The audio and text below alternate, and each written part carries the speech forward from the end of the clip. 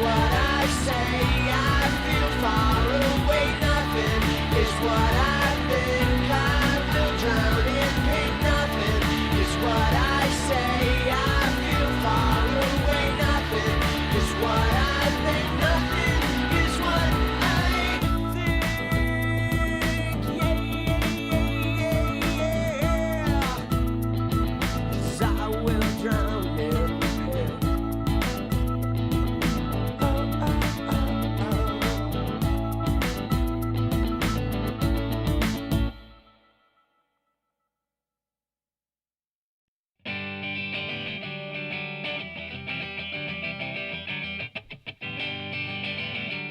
Freedom.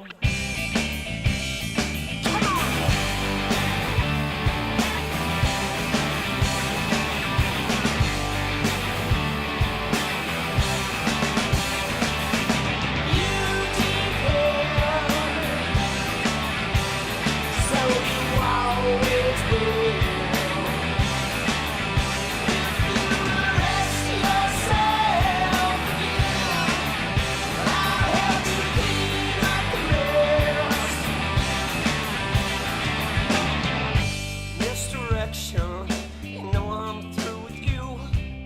Your hoops are my obsessions, always jumping through. I'm so tangled, I'm so worthy. I'm just lost in my reflection. Pay attention, you never will.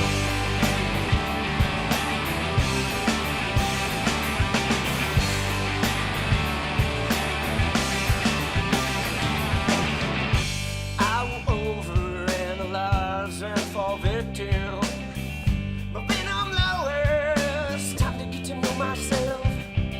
I'm still tangled, I'm not worried, 'cause I am caught up in this perfection. Pay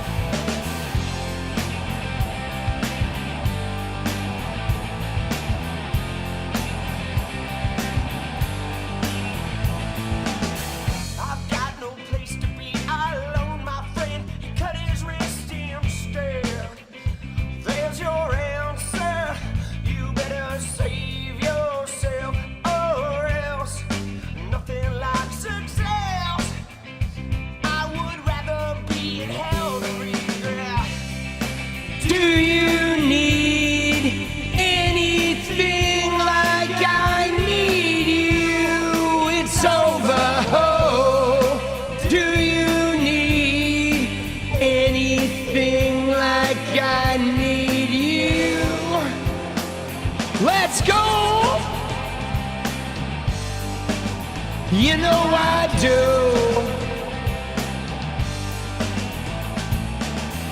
Come on. It's Friday night, baby.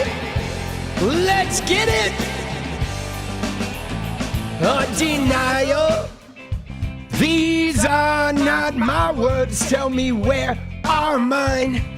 Most of the time, wet my face with reality and permit me to breathe before I do it again.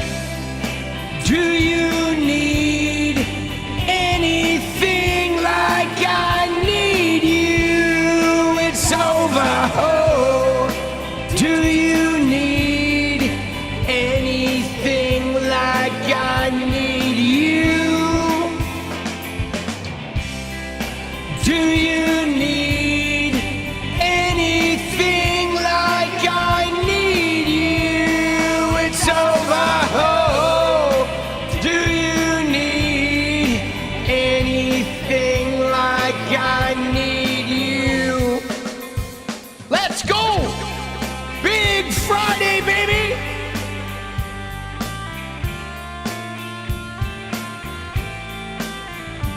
Oh!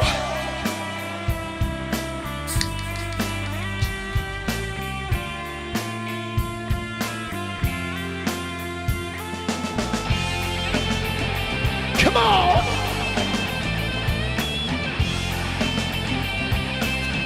One more!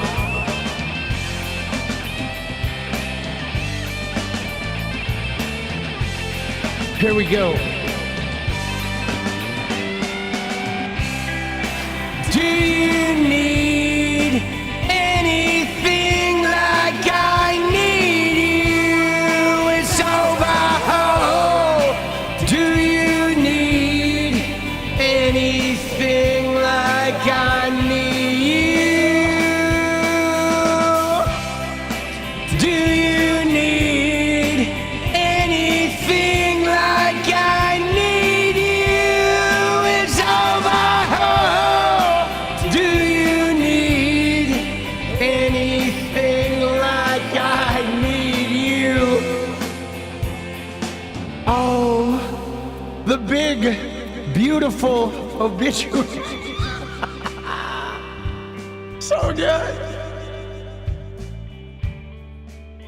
The big, beautiful obituary. Dude, the big, beautiful pine box.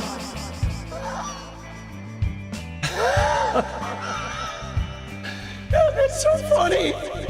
The big, beautiful obituary. Oh, that's good. I'm stealing that. I'm tweeting that shit.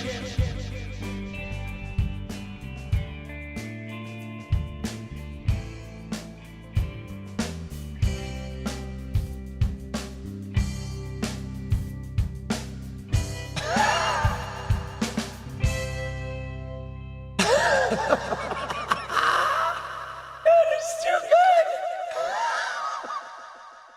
Oh, shit. Let's go.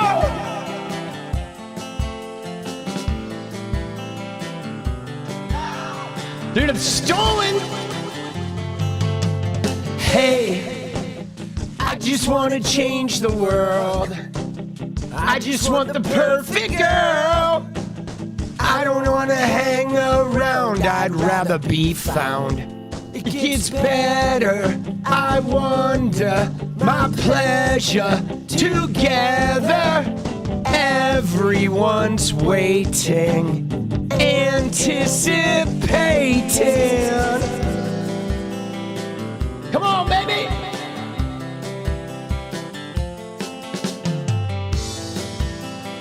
Here we go.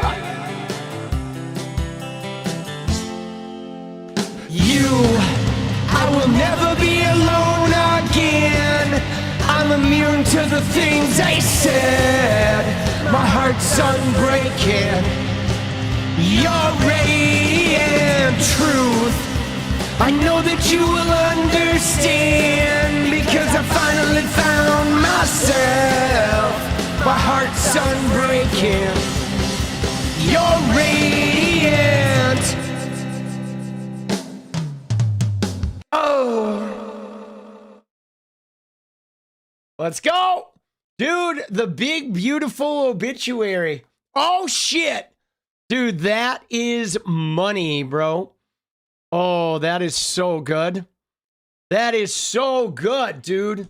He's boosting... Who's boosting Jasmine Crockett? Right? Let's fucking go, baby. Friday night. You're radiant? Dude, I love that song. It's a good tune. I just took a shower. I'm clean. Oh, I'm clean. Dude, gold urn, baby. Gin Diesel.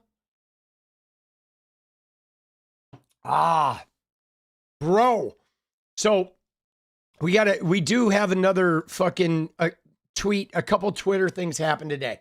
First off, you ready for this? You know who followed me this morning, boss? Was good old Ben. Oh, let's go. Dude, that's big. That made me happy. I was like, fuck yeah, bro. That's good. Oh, dude. Dude, we like that. We like that one. That one was big, dude. Dude, I love him, bro. I've been a huge fan of what he's been doing over there. Becoming like a media network, dude. I really like those guys a lot. And they do a really important job, of being like a mainstream media and not being completely corporatized mainstream media, right? And I like the fact that they don't hate the Democratic Party. They're a little more centrist than me, but whatever. There's all kinds in the fucking under the umbrella. But that was huge. Now, the other thing that I think is pretty spectacular. They're catching TYT. Yeah, but they have a way bigger reach than TYT does, right? Because people actually watch Midas touch. TYT, not so much. Most of TYT shit is just slop. But you know what else happened today is, dude, we have another tweet going viral, okay? And it's this one, guys. It is this tweet that is going big right here, dude. Dude, look at this image, bro. Look at this thing, boss. Tell me that is not the greatest thing you have ever fucking seen, bro. Oh my God, dude. Isn't that funny? Right? Bubba. Dude, so what's crazy about this, okay, is that first off, it is wild that the timeline we're in, Snopes had to do a thing on this. Snopes had to cover this because it was making the rounds, most likely on Facebook. This feels like a Facebook image, doesn't it? That all the boomers were sharing. But so Snopes had to debunk this because it was going, pretty crazy viral. Now, obviously, this looks like an AI creation, but it's really well done, okay? Because it has the sort of flash burn. Those of you who have used ancient old cameras, you know what I'm talking about. The cameras like the 126 film cameras that had fucking the built-in flash. And if you're taking it in low light, it would always have that flash burn, right? The glare. Oh man, dude, from the flash bulbs and the grain and the otherwise sort of ruddy, kind of greenish yellow nature of this made it feel totally realistic. But like I said in my tweet, guys, the fact that Snopes had to do a piece on this, right? It literally just tells you everything about where we're at. This is where we're at, guys, in media, where people just can't even tell like real from not real anymore. Okay? You know what I'm saying? People they've lost it to a degree. They have. People just can't exist. Like, for example, this guy said, this comment right here, this guy said, well, Bill Clinton doesn't have a body. So, right? Like thinking like, yeah, you look at the picture and there's like no body, right? Like, dude, Bill is just like from the chest up, dude, and people are still buying it. I'm like, it's been redacted. Dude, Bill's body got redacted. Oh, shit. I mean, it's pretty crazy, right? How much goes by people now where people just are lost. They are lost with media. You know what I mean? Like they don't really look at it anymore. They just see something and like, here we go, right? They see something, they gotta put it in their thing. It's a good one though with the little TV. Dude, so good, isn't it? Oh my God, boss. So good. And I mean, some of the comments in here are funny, dude. Hold me, Bubba. Dude, hold me, Bubba. This person said we're literally the dumbest nation on the planet. And I mean, guys, we already knew this, okay? You know what I'm saying? Like, Trump likes to throw around the low IQ tag, but let's be real, okay? With Donald Trump having been elected president the second time, after the first term was a disaster, he mishandled COVID, he J6'd, he lied for 5 years. We are easily, in fact, the dumbest nation on planet Earth. There is no doubt, okay? We are the dumbest, most entitled, most self-destructive country out there. Straight up. It's true. I mean, this guy, like, guys, it's not like he was a great president the first time. He was terrible. He accomplished nothing. He was combative and tweeting and disastrous, and he had nothing but turnover in his administration. They had to stop him from like shooting protesters and launching missiles into fucking cities and stuff. And then he fails during the pandemic. He was screaming at reporters and suggesting you put bleach in your body, and he just crashed and burned so hard, completely lost control of everything. Total disaster, then J6. And after all of that, people vote for this dumb fucker again. Like, bro, you know, I'm sorry. If you voted for Trump in 2024, you're a fucking moron. There is no way around it. There is no way around it. In fact, I literally, dude, you like that? His body was redacted. It's been redacted. Oh shit. Dude, it is beyond stupid. Beyond stupid. Like you, it's crazy because I knew the Democratic coalition was hurting because of Gaza and Joe Biden deciding to run again. But even with that, I thought inside, there's no way America's dumb enough to like vote for this guy again, right? This guy who's going to do nothing but just take a wrecking ball to everything. This guy who's going to do nothing but have petty like breakdowns and crybaby fits and going to just, you know, act out like a toddler the entire time while fucking ruining our standing all over the world. And sure enough, they did. I mean, he got a little help, 280 milli from Elon, $1 million a day bribes and all that. But like, bro, what are we doing? What are we doing, guys? You know? It's like the Obama GIF. Like, what? Right? All right. Dude, let's go, proud liberal. Fire behind Magic Castle. I don't know what that means.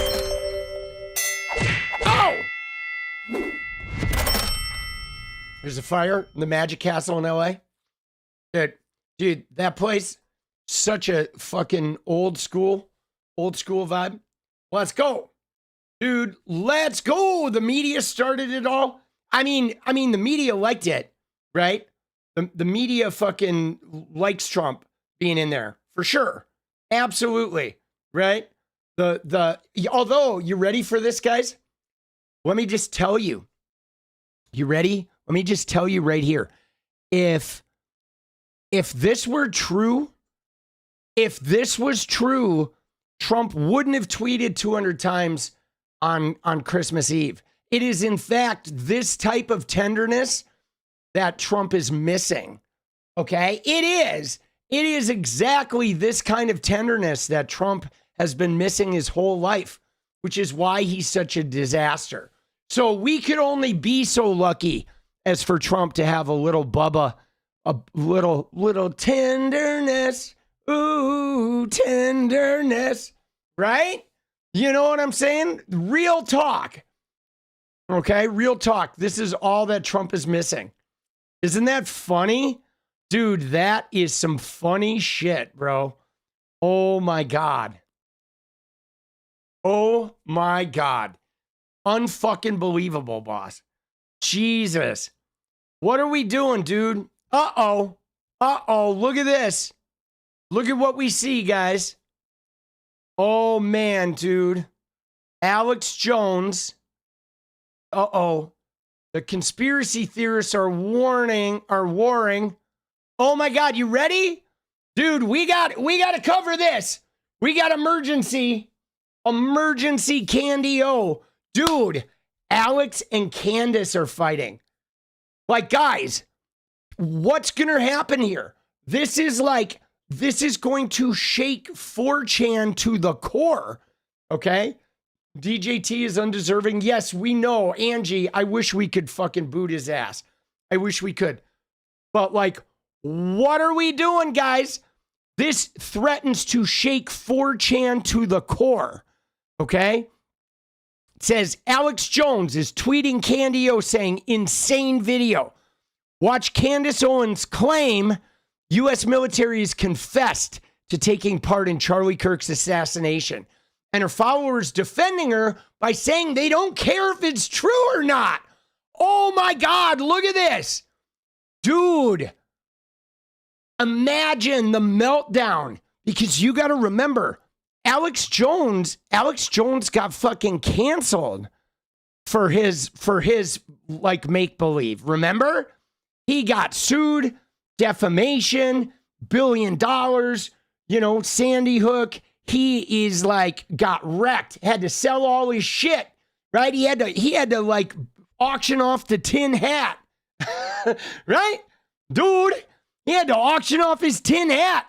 And now he's like, her followers defending her by saying they don't care if it's true or not. Okay? Watch Alex Jones explain how, despite the fact that he's really loved and supported Candace in the past, her doubling down on the completely debunked Fort Huacha story forced him to come out against activities that only serve to discredit any real investigation into what happened to Charlie Kirk. Dude, what is up with the capitalization here, dude? Like, do you wonder about that? Like, I get it if you're capitalizing for a YouTube title because that's a standard thing to do. But what is going on with the fucking capitalizing every word? I feel like there's a mental instability that happens when you're capitalizing every word like that. Something's wrong right there, boss. Okay? Something is very, very wrong. All right? Now, this is his InfoWars thing here. All right, should we watch a little bit of this? Should we see this? See his meltdown? Do we want to uncork this or not? I don't know if we want to uncork this, boss. Do we uncork it? Yes or no? Uncork? All right. All right.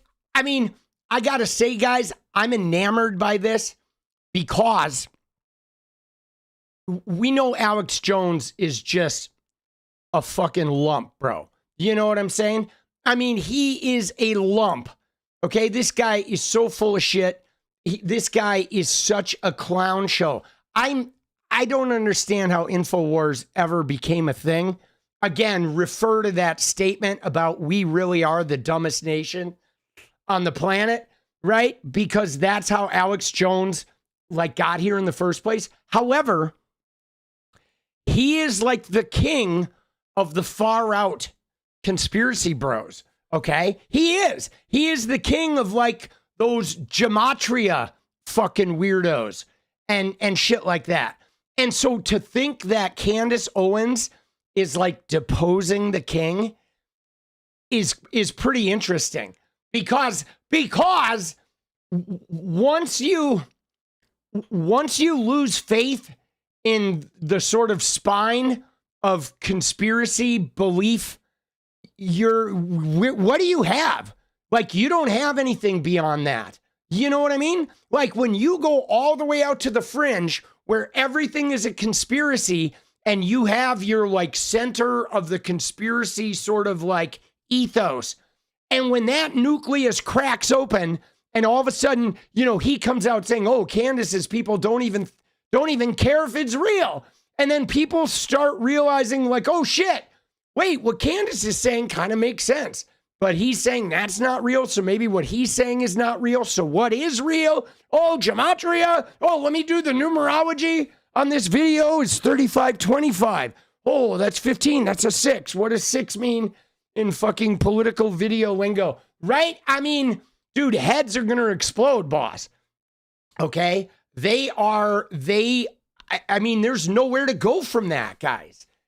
There literally is nowhere to go but crazy from there, You know what I mean? Oh, dude, let's go. Let's see. I just cannot see how this would lead to anything other than a full confession from the government about the military's involvement in his assassination, but I'm just going to deliver the facts and see where they land. There are sort of smoking guns in this that are missing, right? Again, you heard her. Oh, I don't see anywhere the U.S. military isn't now complicitly involved. Oh, we didn't say that. We never said that. Just asking questions. Why would you do something like this, knowing it's going to discredit an investigation of the real help that 𝗙𝗪cy𝗶𝗹𝗀 said a foreign government was involved in? They had evidence. Dude, isn't it funny to see Alex Jones saying, why would you ask questions about the government's actions? Dude, that's hilarious.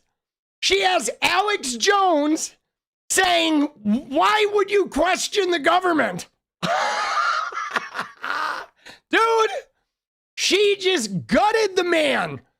Bro, I'm serious. She could have cut his dick off with a pair of garden shears and it would have been less emasculating than what she just did right there. He is now hey, why are you asking questions about what the government told us?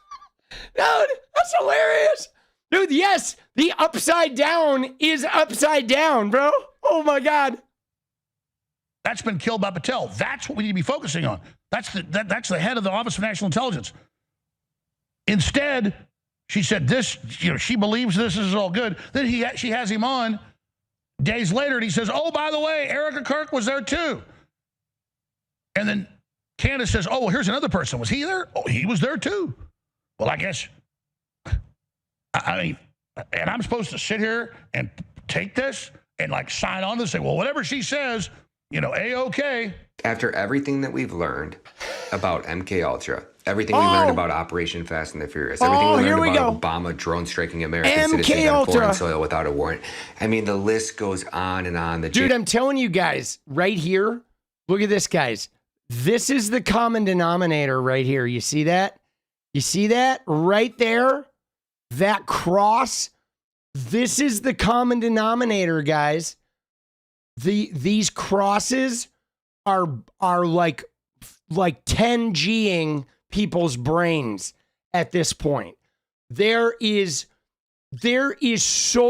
have stepped so far outside of reality with their raptures and demons and Tucker Carlson getting marked and the number of the beast and Satan is transing your kids like the gay frogs. They are so far out of bounds that now the cross and the requisite like rapture laden, conspiracy theories and or fears of demonic possession, Baphomet, like this shit is frying people's brains. Okay. There was somebody who replied to something I did earlier today that made this reference to me saying, oh, we need to open up mental institutions again. And I'm like, bro, if you do open the mental institutions, we are going to pack them with Christians. Like at this point, I don't know what else to do, man. We are seeing people just completely zonked. Like flat earthers almost seem legitimate compared to some of the shit that is stowing around in this evangelical Christianity right now. Americans are just mind melding. Okay, they are. JFK, the MLK, the RFK assassination. You attacking Candace Owens, the only person asking questions, even if they're wrong, even if she has a bad theory. What the fuck does it matter, Alex? You don't have better shit to cover. You don't have anything else to talk about. Like, you're the one who started this war. You're the one who started all of this nonsense. And like, nobody cares about whatever the fuck you're presenting, right? We don't. Honestly, I don't. Anyways, I want questions answered. That's good. I We'll want stop to there. see the evidence. Dude, he's like, Candace is God, right? You started this. Candace, it doesn't matter if Candace, dude, they're all losing their goddamn minds, bro. Candace, Alex Jones, fucking all of them. Oh my God. And I see them now. They're crying. They are crying online. They are crying so hard online. They're like, why are we infighting? Oh, a leftist murdered Charlie Kirk. Why are we fighting each other? Dude, I actually laid into Mike Cernovich today on Twitter where I was like, dude, the reason why you guys are crumbling is because of your lies. Okay? You're lying about a leftist shooting Charlie Kirk, which is why it's destroying your own coalition, because you guys are full of shit. Like, all you do is lie. You make shit up. You create these fake narratives. And literally that shit only worked when the Democrats had power. But now that you have power, you're just lying and creating all these fake narratives, but they're crumbling. They're crumbling because it was all relegated on this deep state that was out of control. But now you control every fucking thing, bro. Right? And so, dude, they are all just like setting themselves on fire, man. And yeah, I agree. Seeing Alex Jones like fall apart is particularly satisfying. So because we've been lied to in the past, and there's a cash shell cover-up, which I first exposed, that's a real dangerous thing to do, then we're supposed to believe whatever she says and blaming innocent people and discrediting the whole thing. And I started the war. I wouldn't investigate these incredible claims. Was it really this Fort Huachuca? Was this really all this stuff? And it wasn't true. And so I'm supposed to just, well, we don't trust the system, so we'll just believe whatever a talk show host says. That is the most immoral, morally bankrupt garbage you could ever see. It's crazy. Morally bankrupt, guys. Guys, Alex Jones is chiming in to let us know something is morally bankrupt. Guys, dude, it's like my dog just came and told me he doesn't like his chew toy. You did this. I nicely questioned the planes. I'm a demon. I said, you better watch out. This guy's a kook on this Huachuca thing. Oh, you're working for the Mossad. And now you've got, no one cares. You're saying, oh, you're discredited. Oh, no one cares. Yeah, let's see where we are in a couple years here, bro. About $1 for every time I was told I was finished, I'd be a trillionaire. You're a fool. So just fill your hand. Enjoy yourself. All right, so this is Alex Jones. Dude, I definitely don't want to watch 45 minutes of this. All right, or 35 minutes. Do we have some shorter clips? Okay. Let's see. He's got a. So what is the Huachua story? Okay. Do we have Candace? Let's get a short dope on Candace and Huachua, shall we? All right.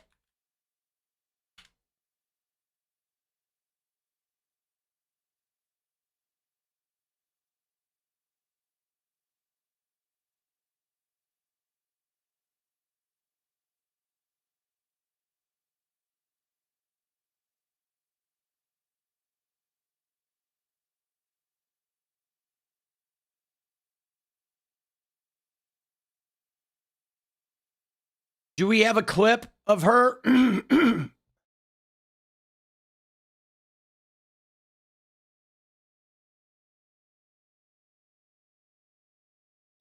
Dude.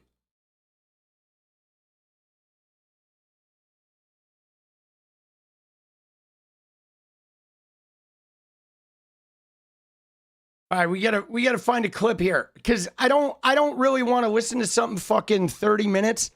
So it is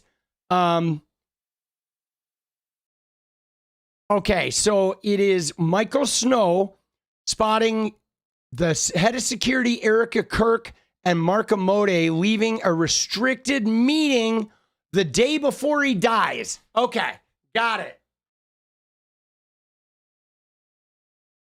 Can't believe all this BS. I mean, yeah, this is like, I feel like this is just a natural extension of Trumpism, right? All right, we're gonna see if we can find a clip on this. All right.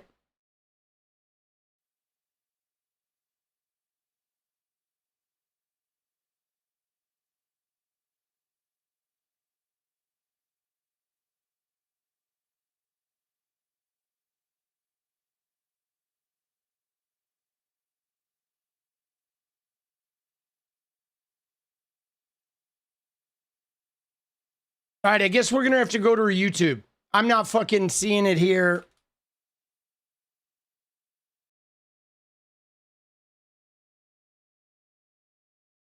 I'm sure she talked about it. Dude, against Jank 2028. Well, that has never happened before. All right. See if we got. All right, here we go. Oh, here we go. This is it. I had to pray myself. Exclusive interview for 𝗙𝗪. And this is the somebody. So 23 minutes is where we get into this interview. All right. /Candace. What can I say other than the fact that I do just feel on a spiritual level that we have been infiltrated? I'll ask a broader question. Are all of our lives a bit like the Truman Show? Do we have essentially a cast of characters who are performing and pretending, and this is what kind of made everybody go crazy after the Turning Point USA event where Tucker asked the question, where does this guy's money come from? I mean, obviously, Barry Weiss is one of these actors. This is clearly an act. You obviously are not intelligent. You obviously are not some journalist that worked their way up and broke some important stories. You are obviously an intelligence op. And not so intelligent op. Like, are we living in the Truman Show? Are we all going to work thinking that we can climb a ladder when in reality these people are just selected and given certain, they're supposed to be certain characters. You're supposed to pretend like you're the head of a tech company and you're supposed to be super weird and quirky. I'm going to cast you into that role. And then we're going to call you a genius. Dude, see, it's so weird because she's talking about Elon right there.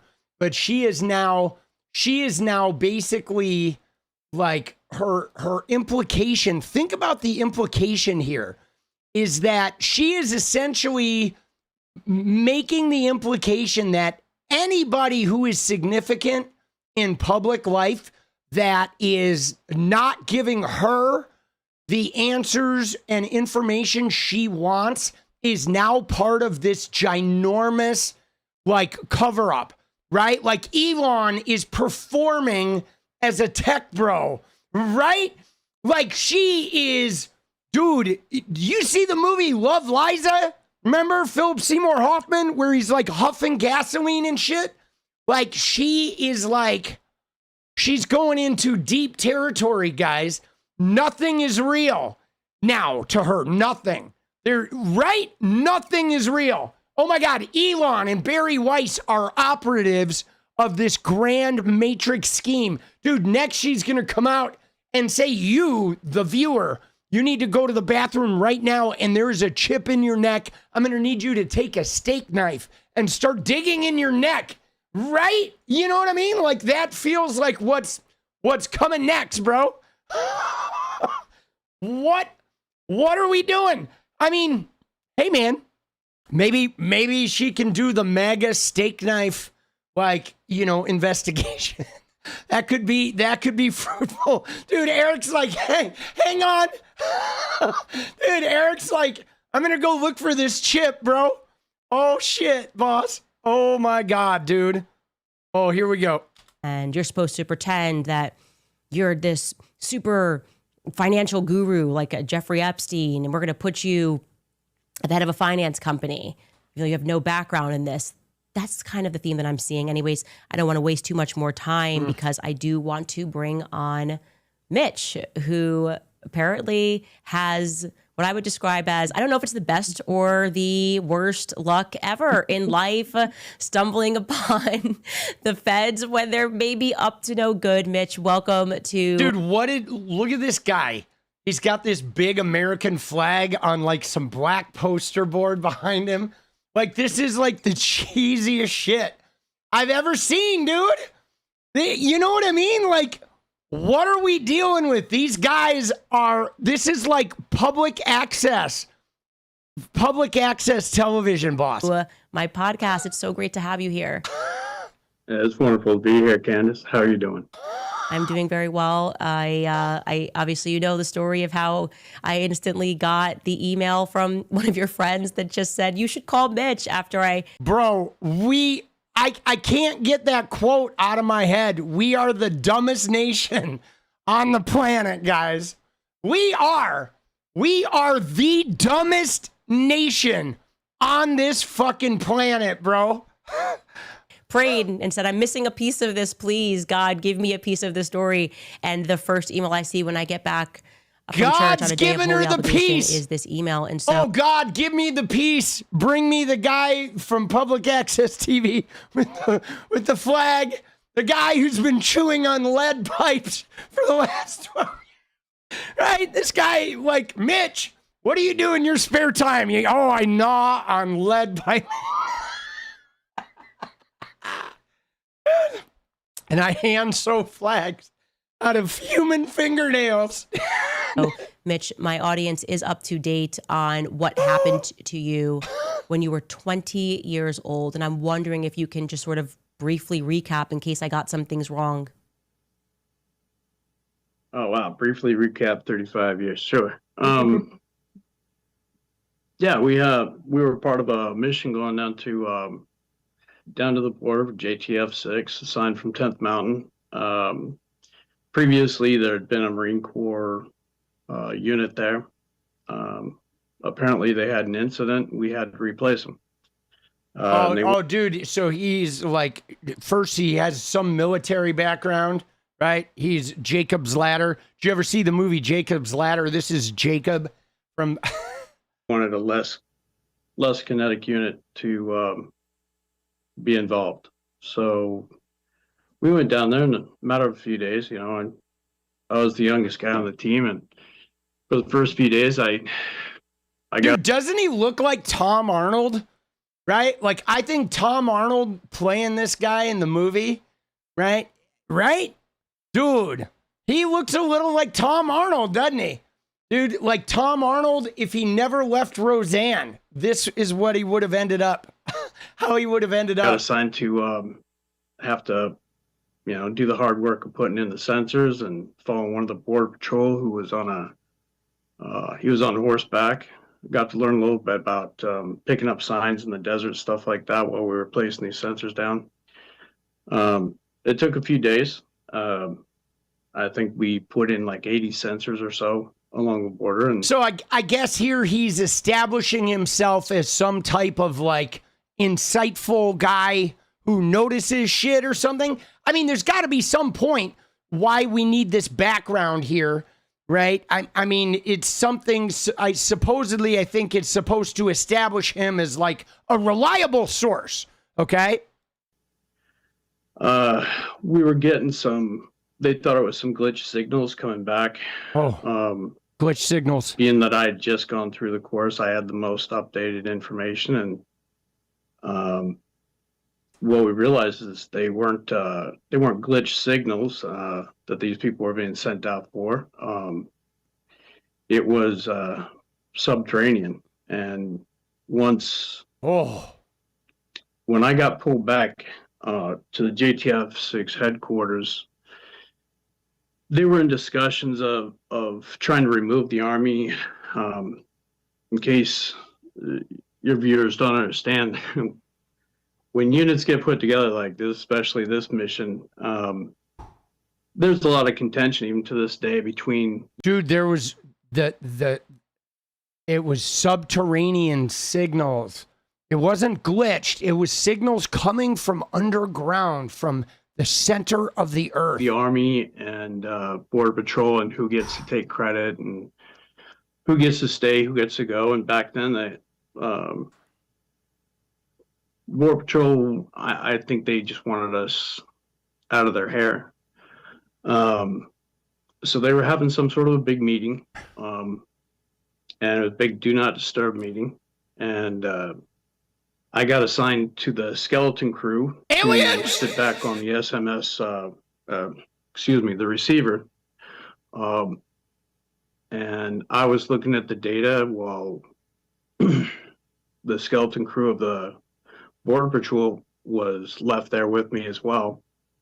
And he was giving me a bad time about the Army equipment and how they were being sent out for no reason. And he kept giving me a bad time about it. So we were looking at the data and we started discussing things. And I brought up the fact that, I asked if there was any subways or something like that around. And between the two of us, the light bulb went on that, it was an underground tunnel. Oh. And within minutes, we could triangulate the signals and be able to pinpoint the location. And that's the information I got to hand off. So no, I didn't, go on the raid itself. Handing that information off was the probable cause they needed to be able to go get a warrant, go to the location, and also communicate with the Mexican authorities on the other side. So they found a tunnel, is what he's saying. Perform a raid, and that's what happened. Now you're thinking, amazing. We have found the biggest cartel tunnel. There had never been one bigger previously discovered. I presume, maybe. All right, so that was his big break, guys. He discovered a cartel tunnel. All right. And so, all right. There had been, all right. There, I don't know. I'm going to become a hero, maybe you're thinking. This is going to be. That was, what was that? That was like fucking 9 minutes for him to just say, like, you know what I mean? I mean, he could have simply said, yeah, when I first joined the military, I discovered a cartel tunnel. All right, cool, bro. Be great. And the exact opposite thing is true. And it's because they eventually find pictures of, was it an American lieutenant colonel? Who exactly? Sorry, I know you told me this. Was it a colonel? One of the commanders that was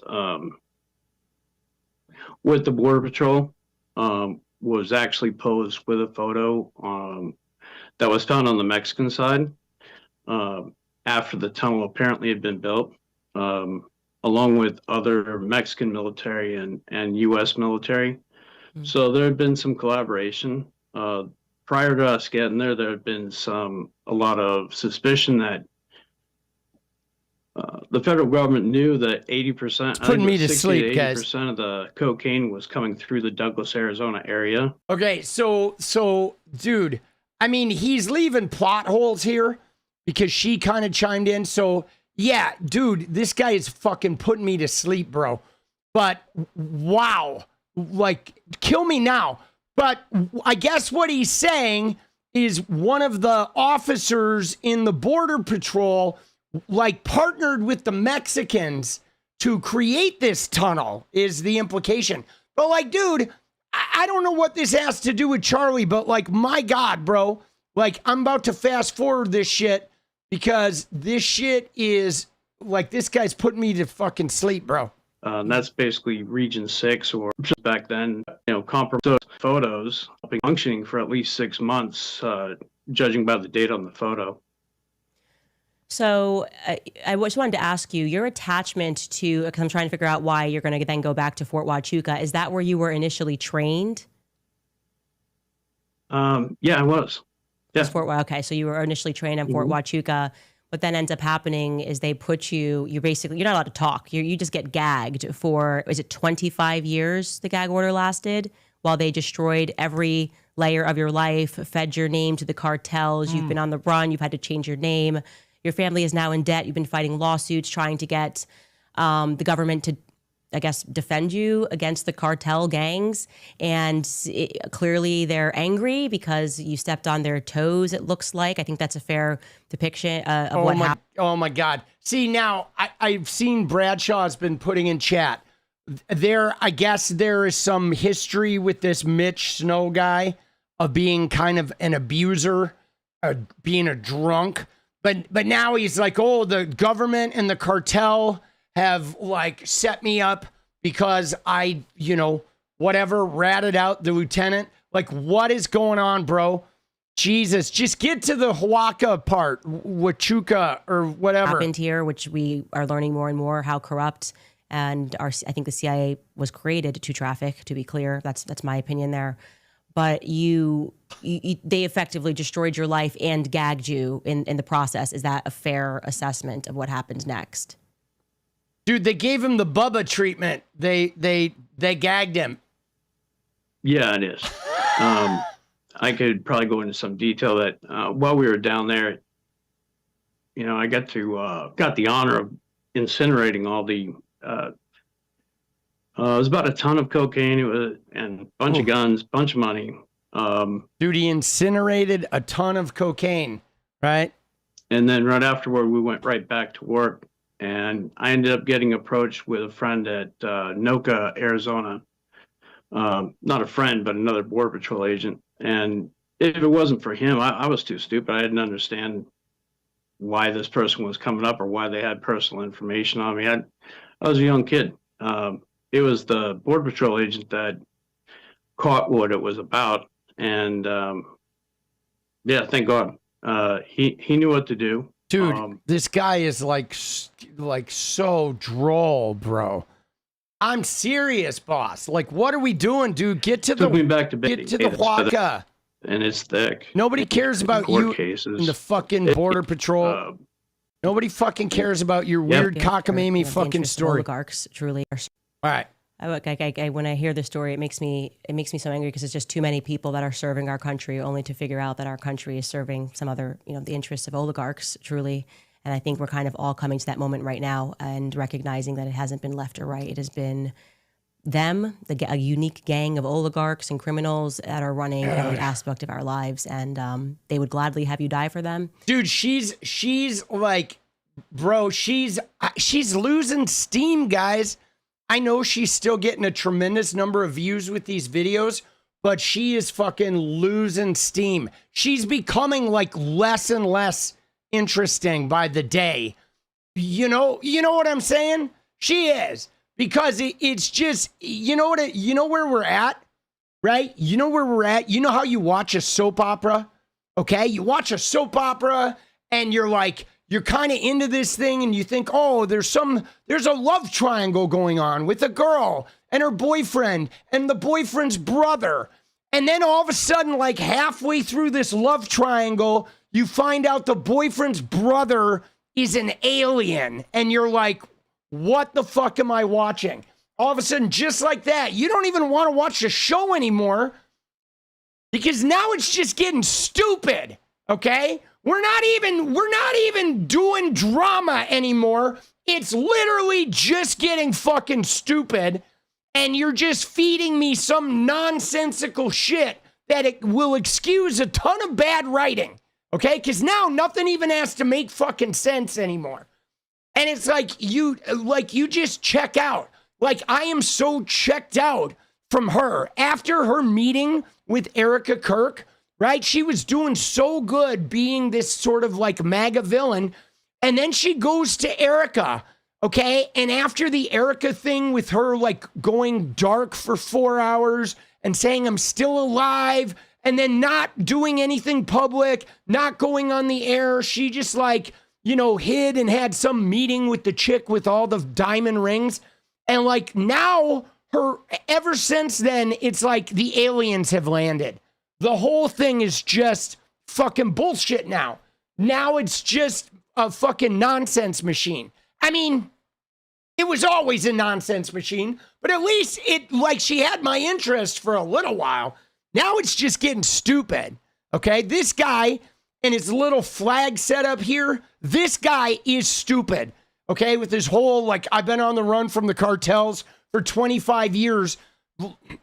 But now the cartels could kidnap Candace Owens and put a gun to her head, and they know how to get his contact info, right? You know what I mean?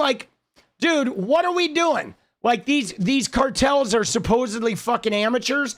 Literally, if this happened and the cartels wanted to kill him, they would go and put Candace Owens' head in a vice tonight and be like, give us his contact info or we're going to crank this fucker. And this guy would be dead before morning, bro. Really? You know what I mean? Let's be honest here. You know?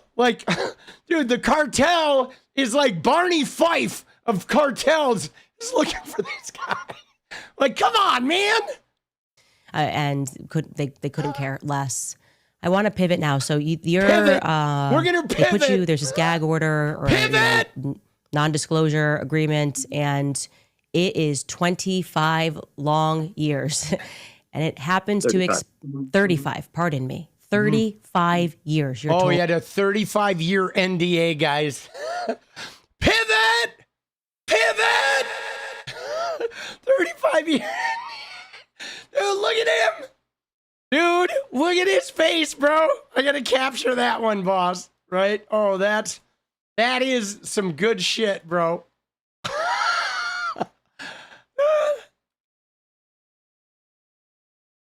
Patriot. Oh my God, dude. Can I sidebar something here? That image just made me think of a sidebar. Can I do a quick sidebar? It's going to take 1 minute. You want to see the funniest tweet I think I've ever done in my life? Okay, so look at this shit, dude. Watch this tweet, guys. Hold on. All right, let me show you this tweet. This shit is hilarious. Okay? So I'm getting all these religious anti-abortion freaks in my timeline now from Elon. And this guy, some dude, I think it's Roger Stone's kid, okay, posted some shit. Alex Stone, that's his name. And he posted a thing. Let me find it here. All right, you ready? Oh, right here.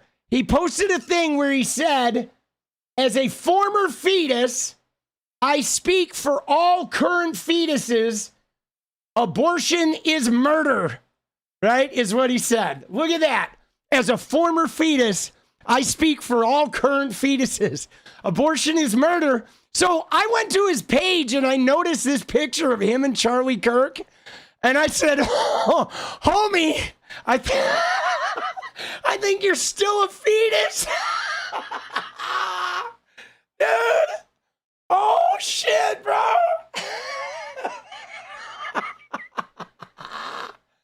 Dude, isn't that good? Oh, dude, that is epic. Oh, fuck, dude. Dude, it's zygote. Oh, shit. All right. Oh, dude. Oh, sidebar. Oh, man, bro. Dude, that shit is funny, dude. Dude, the fetal envoy. What are we doing? All right, you ready? Watch this shit. Here we go. Now we're getting in, guys. We're getting into the meat. We're getting into the meat and potatoes. The meat and potatoes, okay, of the Charlie Kirk assassination plot being led by the U.S. government now. Yeah, you can suffer. The cartels can chase you, change your name, but you keep your mouth shut about it. And finally, in May of this year, it expires. Right, this gag order expires, and you say to yourself, "I am going to go down to that base where I was trained. I'm going to go down to Fort Huachuca, book myself into a hotel. I'm going to go to the criminal division, investigative division. I'm going to get that original paperwork and get some answers to why I feel that my life has been effectively ruined for me having done what I was ordered to do by the government. Dude, this story is so not believable. You get to the base, and I want you to address this because there were so many people who were like, there's no way you could have gotten onto the base. Obviously, you sent me your military cards, and I think we can show a picture of that. You get onto the base, and I want you to walk us through what time, and I did show a time. Yeah. So now, dude, this is so dumb. Now we're being led to believe that this guy had a 35-year gag order, non-disclosure agreement that expired after the cartels and everybody been hunting him down, and the government's just letting him back onto this base. Like, bro, dude, this is so dumb. I just want to get to the fucking story, dude. Timeline Jesus. about, you don't have to be perfect here. We already showed a timeline, but like you get to the base and just kind of what's your general mood. And this is on September 8th, the evening of September 8th at the Candlewood Inn and Suites, which you have given me all of the documentation for. Okay. Yeah. Here we go. Getting into Tucson, there was a little bit of a issue getting the rental car and stuff. So that took a little while, a little bit of a delay, but we made reservations ahead of time for me to be there.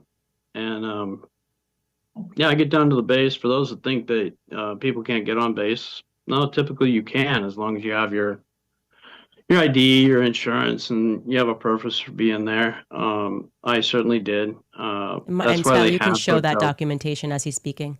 I'm sorry, go ahead. Yeah. So yeah, we made reservations, and I got to the hotel. I had to. Boring. It was sort of hard to find, but once I found it, I sort of recognized it because it was that was actually the barracks that I had when I was there in AIT training, but they converted it. So yeah, that was pretty cool. All of a sudden, I'm staying in the same barracks. A really nice place, by the way. Wonderful beds. But yeah, I check in, and as I'm doing that, you can tell that there's regular military people, young kids that are there, probably just checking in to post, stuff like that. There were a couple people that stood out. Come on, buddy. And they're a little bit older, and Wrap it up. as I'm checking in, one guy that was sitting on the couch, he just had a sheen to him. A sheen. Looked like he had a professional military sheen to him. If I had to guess, being a special forces guy, I would have guessed that he's ex-special forces. I mean, guys, the other day I was pretty convinced that my waiter was an ex-special forces guy because he had a sheen, probably bro. doing, something down there, probably contract. He The was source is trust me, bro. definitely waiting on something. And, Age about, just so we can get a description. Age. I'd say 33 to 40, about there, give or take. I wasn't there to check out people or check ID cards. I just happen to know him. And veterans, especially SF guys, when you notice somebody like that, I almost had the impression, so much so that I was going to go up and ask him what group he was with and say hi and thank him for his service. I didn't really get that chance. So as I'm checking in, and then I go to my room and then come back out. Dude, it's so boring. He was joined, and joined by a female that you can definitely tell when how do you put it, when people are well off and they're dressing down. She was definitely dressing down. Dude, this guy is like, dude, what is he doing? Oh, yeah, he detected some guy that had a sheen, and I know he's special forces. Now a woman comes in, but I can tell she's really well off, but she's dressing down, right? Like, dude, what the fuck, boss? And it was very well kept. Dude, the one so thing boring. I noticed about the woman that really stuck out to me was her eyes. And I have an ex that has caused me a lot of problems. So when I see someone with striking blue eyes like that. Dude. They stick out. This guy's so fucking boring, bro. I was on the phone with my wife here, and please, I even told her about it. I said, "Oh, geez, somebody has those kind of eyes." They creep me out a little bit, you know, and it had nothing to do with that person. Just, you know, life is what it is. But as I was checking in, I was going to go back and actually talk to that person, the guy, and between me at the front desk and then going back to my room one time and then coming back out, I was going to go to dinner. They had gotten into, there was a vehicle parked out front, big green truck. It looked like a real shiny GSA type. Wrap it up! And yeah, they were getting into that vehicle and driving off. And that night I went to dinner at some, a little bit crazy. The people in Sierra Vista, they can probably verify there was a Mexican sushi place in Sierra Vista. So I got dinner and dude, it was a pretty good place actually. And then I came back. Yeah. And dude, this guy's story is like not good, sleep bro. that night. Got up early the next morning, wanted to see the sunrise. Reminisce about the blue. Oh, there he is. Look at him. Look at him. You know, there we go. Just reminisce about having been there a long time ago. And even stopped to talk to some of the police. They tried to give me directions to CID, but the buildings there are they're sort of old World War II, and they're also built on top of the foundations of like almost Alamo era rocks and stuff, and some of them aren't really well marked. So his direction sort of led me off on a wild goose chase. And I'll interject here while you're having a sip of water that this is when you accidentally take a video and it's 18 minutes long while this guy's giving you directions, which you've sent everything over. So there's no question you were here and everything happened because you tried to document this thinking you were going to get some justice from the past. And I will let you continue telling the story. Yeah, I was there to get help. Bro. And I was really figuring some people would have have some answers for me. I couldn't find CID, but as I'm wandering around, I finally decided, I need to get some coffee and wake up, maybe have a little breakfast. Dude, yeah. I think we all need to get some coffee and wake up now, bro. I noticed that there's some signs there that say JTF and JTF headquarters. I went into a couple of the buildings. There was nobody there yet, so I continued on. I went and got coffee, ran into some 10th Mountain people there. They said they were there for JTF. Dude. We sort of talked. I bought them coffee, I think, for their service. I asked where there would be a headquarters that I could go to speak to someone. They tried to explain it to me. I forget, they gave me a building name, and I don't necessarily we don't want to disclose that kind of stuff, but I went right back to the front gate, and as I came in, as they scanned me in with my ID card, I asked the gate guard there, where would this building be, and how would I get there? He gave me detailed instructions on how to get there, how to wind around to get to that building. Dude, first off, he he's got his VA card and some basic military card. You're not going to get into a fucking military base that you are not stationed on with some random, here, let me show you my Veterans Administration healthcare card. And they're like, oh, sure, come on in. Oh, you're looking for our CIA office on the, oh yeah, it's right over there, boss. Just go open up that bunker door. Dude, what the fuck? Dude, borrow bad, let's go, baby. Dude, I'm into it, let's go. Oh! Dude, in fact, let's do a dance party goal. All right, let's get one going, baby. You got me inspired because this shit is the anti-inspiration. It's like, hi, here's my veterans like health insurance card. I'd like the CIA office, please. Oh, yeah. Well, we have to see your library card too. Okay, perfect. The CIA is that bunker door right there. Go ahead and fucking open it up and then put on a gas mask and just go down the stairs. Somebody will come show you to the command center. Welcome to Fort Huachuca. Dude. So I did. And it was obviously a temporary setup for this new command down there. There was no gate guard. There was I think they did have gate some guard. Barbed wire just around walk the field and the building. Walk right in, guys. Which made me hesitate for a second, but it was a parking lot. Oh. So I just went in and parked. I was on the phone with my missus here and told her, we'll see how it goes. We'll see what they say here, and I'll call you in a few.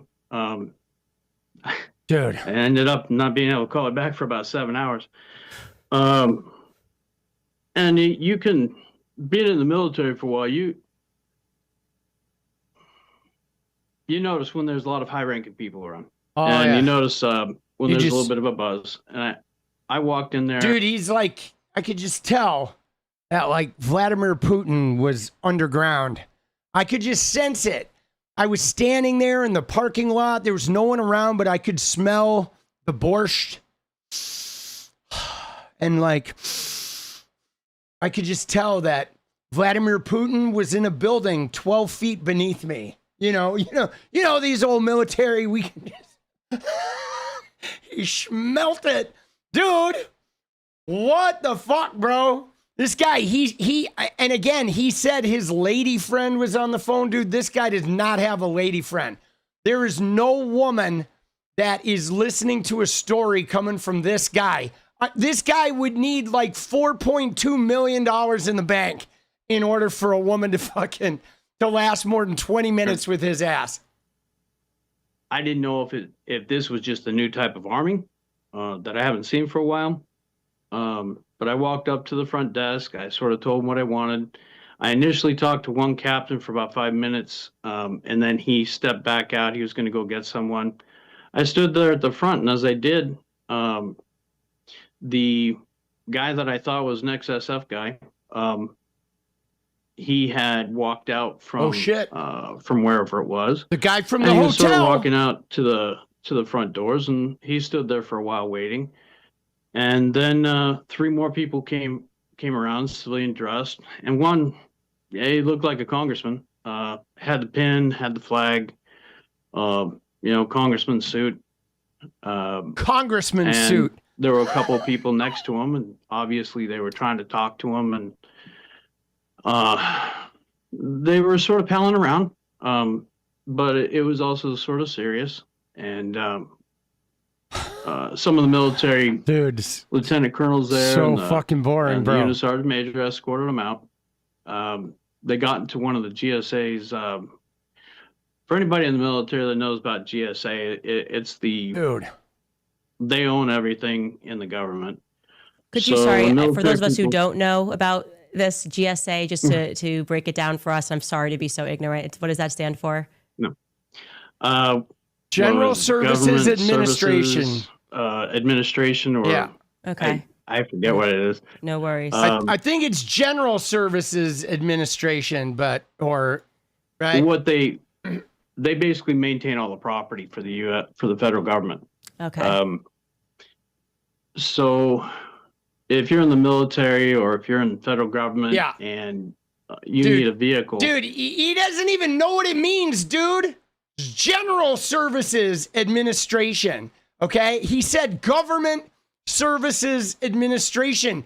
This guy, supposedly was in the military, right? Some deep, operative working with fucking the cartels. And he doesn't even know what GSA means, bro. What the fuck, boss? This guy, and yet, the guy who doesn't know what GSA stands for has like a feeling about, I can tell this guy was special forces and she was a well-off person dressing down and Vladimir Putin was on the commode in the officer's mess hall. Basically, you go to one of the GSA places, and it's like renting a vehicle at Enterprise or something, but you have orders attached to it. Some of those vehicles there, they're reserved. At any GSA where they have VIPs that come in, for those in the know, they keep a reserve set of vehicles, and they're extra shiny. They're like new off the lot. Oh, extra shiny. You know, their tires aren't worn very well. He's like, so, for those in the know, including us who don't know what GSA stands for. Shiny. They all got into one of those vehicles and they left. The sergeant major came back in. Him and I was teasing him about his tabs and how he didn't have his long tab, and I think he had a Ranger tab and airborne. Or no, he didn't have airborne. He had air assault. Anyway, I was teasing him about some of that. Was supposed to go back and talk to him. I was finishing signing in when, a couple more captains came around the corners and they escorted me way out. They wanted to take me out of the building. I thought I was getting arrested, and I didn't know what I had done wrong. Dude, he's getting shown the door, bro. Of course he is, bro. Dude, what? I'm waiting. I swear to God, if there's not a payoff at the end of this, I'm going to smash my fucking monitor and I'm going to send the bill to Candace fucking Owens, bro. This is like, I mean, we just want the story. Of course, it's going to come in like the last 1 minute. She's literally like baiting people. It's like $1,000 a minute she's fucking making with this stupid ass video. Yeah, I'd give my name, the missions I had been attached to. I give them the purpose why I was there. And I was very polite about it. I was trying to be discreet as possible. And I had no idea what I was walking into. Obviously, you know, when congressmen are around, there's something special going on. But yeah, they escorted me out across the parking lot to the park benches there. And one of the captains there, his name was Captain Neff. Nice guy. Captain Neff, coincidentally, he shared the same name as one of the TPUSA guys. Captain Neff, easy to remember the name, right? Yeah,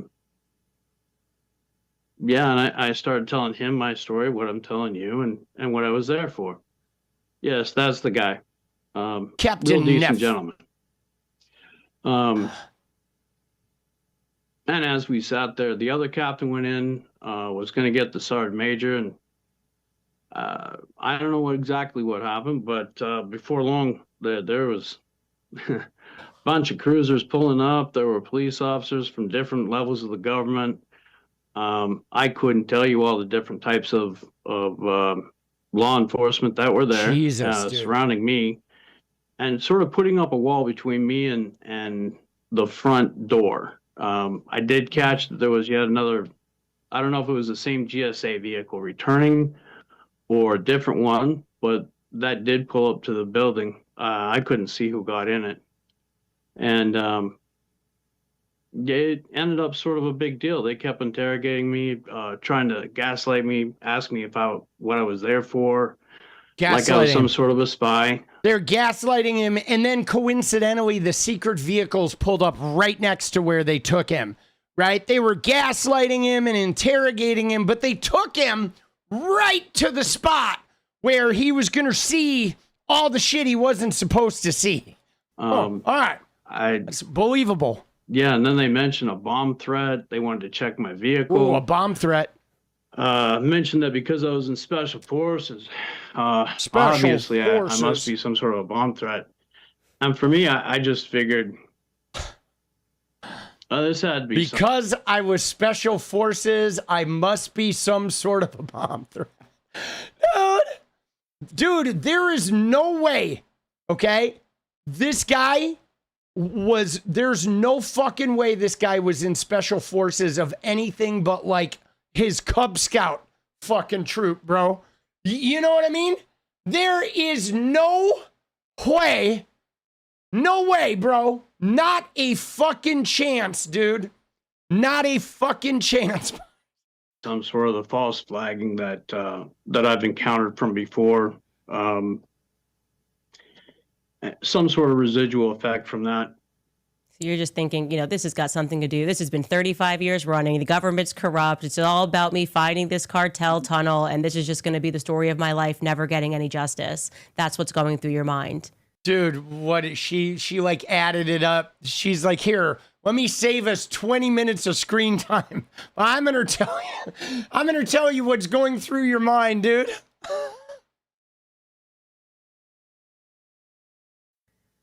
And at this point, yeah, people in the government start pointing guns at me. My house has been squatted and stuff like that. I just roll my eyes. I literally. Sorry. I was. Dude, are we going to get to the story first? Pinky! I got to go back, dude. We got Pinky in here. Pinky was dropping some Elon ducats. Let's go. Thank you, Pinky. All right. And we got Nameless Nick. The fucking. Fuck you, Trumpy! Oh, thank you for the membership. Let's go. I will check those replies. Hey, right now we got to see if this thing ever ends. Guys, dude, we have literally invested 24 minutes in this shit show, boss. Like, what the fuck, dude? I am literally, dude, yes. I'm ready to eat the paint off the walls, bro. Just throwing my car keys. They wanted my car keys. I chucked it over. I said, yeah, if you don't mind, park it closer because my bones are getting old and it hurts. I don't want to walk that far. So sad. So sad. Captain Nuff was really nice. And dude, what the fuck? I asked him bro? what this was about. He tried to shrug it off and say he didn't know. There was another lady that seemed to be conducting what this overreaction was. And she was definitely, she was in plain clothes, undercover, dude. Big sunglasses, Hispanic woman. Right, if I had to guess, probably Secret Service or something like that. Oh yeah, probably. She didn't want to approach Aliens. me directly. She was directing how other people would approach me and ask me questions, get my documents, stuff like that. She was controlling robots. Eventually, they said, okay, we're going chip. to take you to another location. They took me to, they finally showed me where the CID building was. Took him to a TGI Fridays. Put me in there, and they recorded me for a while. Asked me a few questions, and they were very, very concerned about the next 24 hours. Like, they wanted... Dude. They wanted to make sure, I don't know, maybe that I wasn't there for some other purpose or related to something. It was pretty odd. They didn't answer any of the questions I was there for. They didn't give me the documentation they wanted. They did give me a report number to go ahead and you went ahead and I gave that to you. Dude.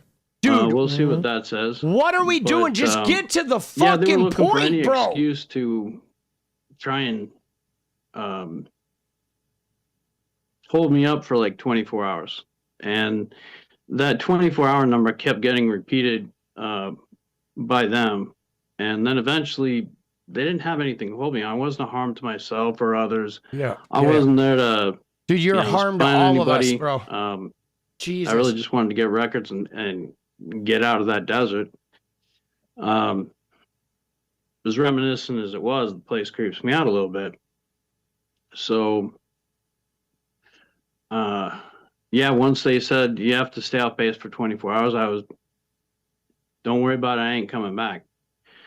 Got to Tucson, stayed the night there in a hotel. Never got a refund on my Candlewood suites. But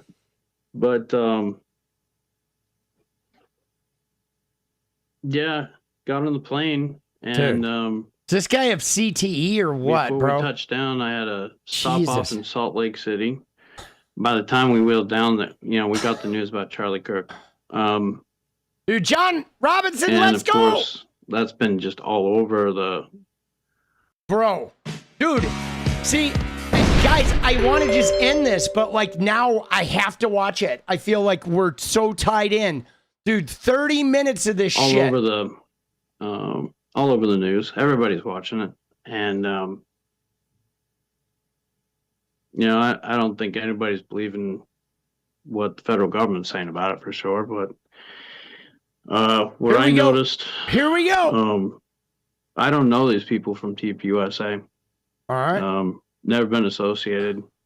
I could recognize Charlie Kirk probably. But what I started seeing come across and got more familiar once I saw a picture of somebody in a ponytail with those eyes.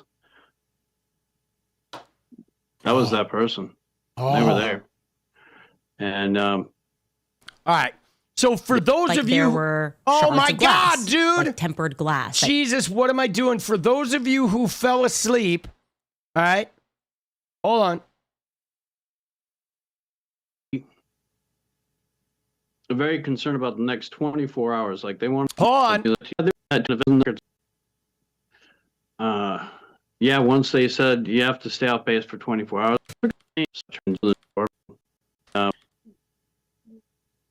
How would I know that? I just have a gift for recognizing people. That person. Here we with go. Those eyes. Layered. Once I saw a picture of somebody in a ponytail with those eyes.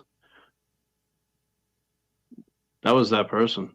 All right. So for those of you who fell asleep and checked out, he went back to Salt Lake City, and then after Charlie Kirk was dead, he saw a picture of Erica Kirk, and he saw her eyes, and he was like, wow, that's the girl from the military base that had the eyes. That was the girl that met with the whatever, the special forces guy in the lobby of the hotel, right? He's like, oh, shit, wow. They were there.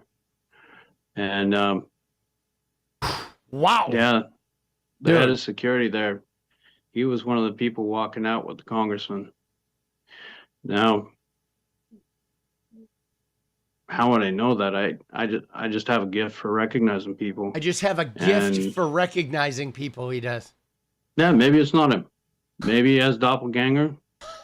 But somebody with the same mannerisms, the same crick in his neck, face, the waxy look on his face, hand gestures, shoulder shrug. Dude, he saw this guy for like 2 seconds, and he's got a crick and some hand gestures and a shoulder shrug. This guy was walking by him like, dude,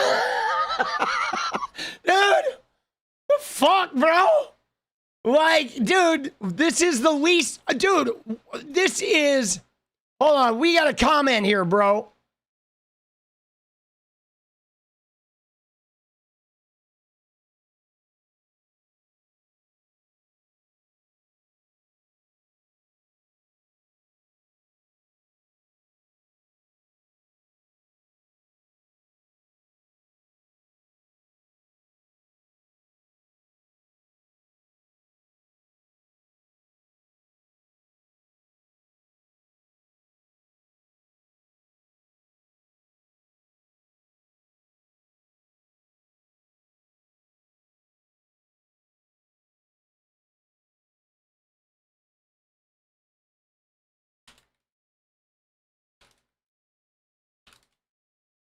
Dude, what the fuck, bro? What are people saying in the... Dude, look at this person. She says, as soon as Mitch said striking blue eyes, we all immediately knew. Who are these people, bro? There's no way this is a real person. Right? Is this a fucking real person? I had to pray there's no way, dude.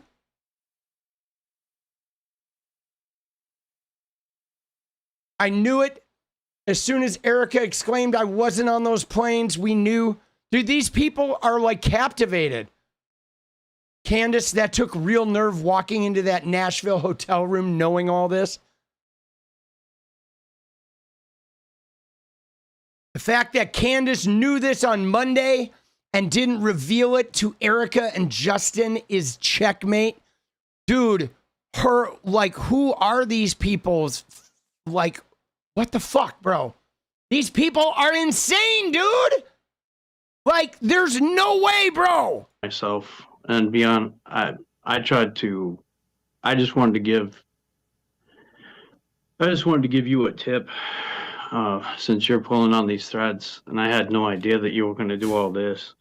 I want you to know that there were literally 51,000 emails unanswered in that box. Okay. And I went to church and I prayed and I said, give me something. And it was the first email, just like I said to you. I mean, what did I call 4 minutes after the email was sent? And it was actually me. I didn't send it to like my producer. I was just like, hey, maybe this is it. And I can't help but to see God in that, and not, oh God, God as in people being trained in intelligence was God to make us think that everything is holy, but rather truly I saw God in that. And yeah, it's stunning. It's hard not to see God in something like that happening in that order. Dude, what the fuck, bro? Like, remember what I said in the beginning about how the people wearing crosses are like mentally ill? Like, dude, that's where we're at, man. That is where we are at. Her viewers sat through this. Like, dude, what the fuck, bro? What the fuck? Her viewers are eating this up. They are like, hallelujah. Hallelujah. So, but she's saying something about 51,000 unanswered emails in this email account. And she got like an email, God help me. And she got an email. She called the number. And now here we are. We're getting the truth about the Fort Huachuca and the girl with the eyes. And like, I'm ready to unalive. I don't know what comes next, but I just want you to know that like you have an ally in me, and I hope you see that I am a fighter. And when I see good people and bad things happen to them, I will fight. And same for the people that watch this podcast. They are fighters as well. So what they've is had my this, back, bro? and they will have your back. I promise you that.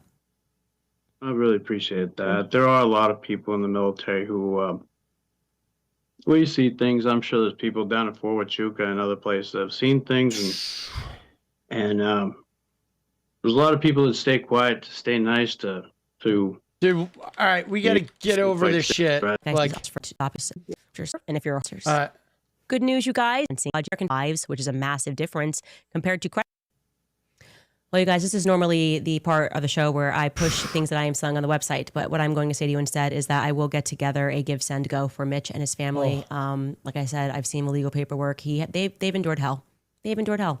And he's getting a give, send, go. That money is probably going right into her pocket because he did his job. It sickens me. Our government sickens me. People telling me that I need to worry about midterms when there's just so much corruption that is happening, and good men that are being persecuted while bad men are being. Dude, I still don't know what happened. I tell you that the very first thing that I noticed when I went through those photos of Charlie's SUV, I said to my team, okay, here. When all right, let's go to the beginning. Over on X that I wanted to address. He asked me specifically if I saw black plastic fragmentation over the floor of Charlie's SUV. I was immediately struck by this question because All right, hold on. Okay, we're going to watch the beginning and see if she ties this together. I am so confused that, like, dude, Give, Send, Go is the one that is run by the Christians. But maybe she's going to tell us what happens here. And maybe all those people, like, I don't know how anybody watched this and was interested in this. Like, after watching this, I'm like, oh my God, Candace is the con of all cons. Bro, she is. We know now. I mean, we already knew, but now it's like she is just like the guttural, the bottom of the barrel. So a couple of things before we get into that interview. I, at the top of the show, first want to tell you about this interesting question that I received yesterday from one of our viewers over on X that I wanted to address. He asked me specifically if I saw black plastic fragmentation over the floor of Charlie's SUV. I was immediately struck by this question because I am not kidding when I tell you that the very first thing that I noticed when I went through those photos of Charlie's SUV, I said to my team that it looked like there were shards of glass, like tempered glass that you might see if you drop or break an iPhone. It was very distinct to me in the picture from the blood that is all over the seats and all over the floor. I was like, oh, maybe like... Yeah, she's talking about these little black pieces of shit, right? All right. Someone broke a window or something, and then I sort of put it out of my mind. And particularly, I noticed a lot of it spread across that back seat rear floor. So I'm going to show you that, just a couple of photos of that close up so that you can see it, what that looks like, because, yeah, it was just kind of a compelling thing that he noticed something that I noticed, and you can see it was unusual. I think in this person's mind, the line that they were going down, I guess the line of questioning that they were going down in their own mind was, is this evidence that something broke on Charlie? Could something have been rigged? And I want to say that we can't necessarily extrapolate that. All I can say about that photo of the SUV she showed is there was like a tiny bit of blood on that bag.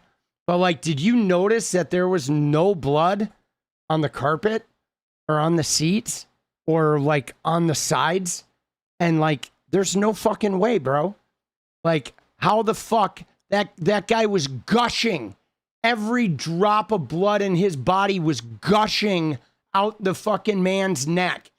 How the fuck did they, in a hurry, slam him into the back seat and there's not blood like everywhere, bro? Like blood that was on the guys holding him, that was blood gonna end up on anything they touched. Like, you know what I mean? Like, you can't put a tourniquet on the man's neck. If you put a tourniquet on his neck, you would have killed him, bro. Right? Like, come on, man. Like, what are we talking about? What we're looking at, it could be 1,000 other things. Look at that. Dude, there's like, okay, there's this, that's all that there is. But dude, there's nothing here, bro.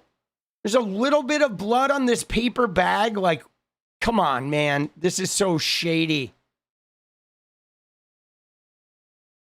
Somebody could have actually broken a phone in there. Somebody could have had something in there. It could be broken hard candy. I mean, there's a lot going on. And yeah, but I did want to address that because it was interesting that he noted it and asked if we saw little black bits. And I do. That is visually what I see. I am hesitant, by the way, to put up the rest of the photos, kind of still going through that. I want to be slow on that because obviously, I don't want the federal officers, the good guys that are in there who have assisted in this, to be rumbled, right? I don't want people She's not going to put the fucking photos out. You ready for this, guys? Here's another thing about Candace, okay? That is bullshit. Because she is like, you know what? I will leave no stone unturned. I'm not going to let this go. I'm going to get to the bottom of this. I'm going to shake this story to the core. I am here. I am not afraid. You can't bully me into letting go of this, but I'm not going to show any of the evidence I have because I'm afraid I might get in trouble, right? Dude, that's not jiving. I thought she was like, I'm the renegade who's going to blow this whole story apart. Oh shit, guys. Dude, we have 1.5 minutes and we need 17 for the dance party. I'm just going to reset it. I don't think we're going to get that in fucking 1.5 minutes. Hold on. Yeah, we're cooked. Let me fucking end that sucker. Dude, yeah, my bad. Dude, there's no way we were fucking ending that guy. We're gonna get that in 1.5 minutes. All right, let's try this again. Dude, sorry. I fucking killed the vibes, dude. I know, I was too invested in the story that never ends. All right, now we'll get it. All right. To go on a hunt and figure out who gave us what and people to start getting fired. We need to have the white knights in government. So I just need some time to think about that. And yeah. Anyways, what we can do, however, and what we're starting to formulate now are just addressing these data points, right? These mysterious circumstances, these things that don't necessarily make sense. What do we actually know about that day? And what's really interesting for me is when I review these data points, I can't fathom how there are people out there right now trying to convince you that there is overwhelming evidence that Tyler Robinson committed this crime. There's no evidence outside of these shady messages. Dude, again, this is like such fucking bullshit, right? Here's her confirmed data points.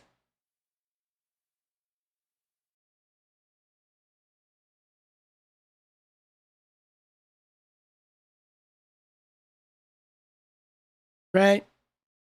Dude, think you had a hole plugged easily? Would have had the hole plugged easily, but he bled a lot outside the car. Dude, it doesn't matter. There would still be blood, man. There's always fucking blood. Let's go, Pinky. Let's go. There would have been some blood. There would have been blood on the guys who were, like, the guys that were tending to him when he was gushing out would have had blood all over them under the tent. And then those guys would have been touching shit in the car, right? I mean, my God, dude, I have had like a cut on my fucking eyebrow that just bled, and there was blood all over my car. You know what I'm saying? And like, dude, there was nothing there. Okay. And what do we have? We have the confirmed data points. Okay. The surgeon never confirmed or suggested Charlie was shot with a 30-06 or he had a steel neck. Okay, he suggested it may have been a frangible bullet. The lone confirmed eyewitness to the alleged shooter on 𝗏𝗟 Center rooftop before the sound of a shot rang out has not been contacted by lawyers or investigators by either side of the trial. Crucially, this individual is an instructor at a gun range. He claims the weapon he saw looked more like a .223, something shorter than the one he found, and he figured this out from like 100 yards away. The person he observed was wearing what seemed to be black tactical gear and looked like a professional. Bomb dogs were unable to locate the weapon in the field that it was discovered. Federal agents directed local officers to the weapon. Canines were not provided with the scent of the weapon once it was discovered in order to track down who left it. Terry Farnsworth raced to remove the camera that was behind Charlie's head. If he doesn't have CTE, I think I do now. I agree. Dude, I got it. Okay. Federal agents prevented the surgeon from returning to his operating room. Federal agents removed the hospital's surveillance footage. The vehicle in which Charlie was transported to Timpanogos Hospital was not impounded by law enforcement. There were multiple sets of prints on the weapon that was found. Footage of Tyler Robinson turning himself in is apparently missing. All right, again, whatever. All right, there's some fucking data points here. I mean, sure, it's a mystery. Bullet. Rather, he suggested. Here's the thing, though. Here's the problem I am having after watching this fucking video, okay? After wasting 30 minutes of my life watching this video. And I have to warn you, okay? I got to do a little YouTube stinger right here. I have to warn you, we are about to watch a Candace Owens video that, like, I mean, it's going to throttle you. Okay, this thing is the slowest paced, most insane thing you've ever seen. But I think it sheds a real light on just how fraudulent Candace is at this moment. So just trigger warning, you are going to want to unalive yourself at some point during this interview. That's all I can say.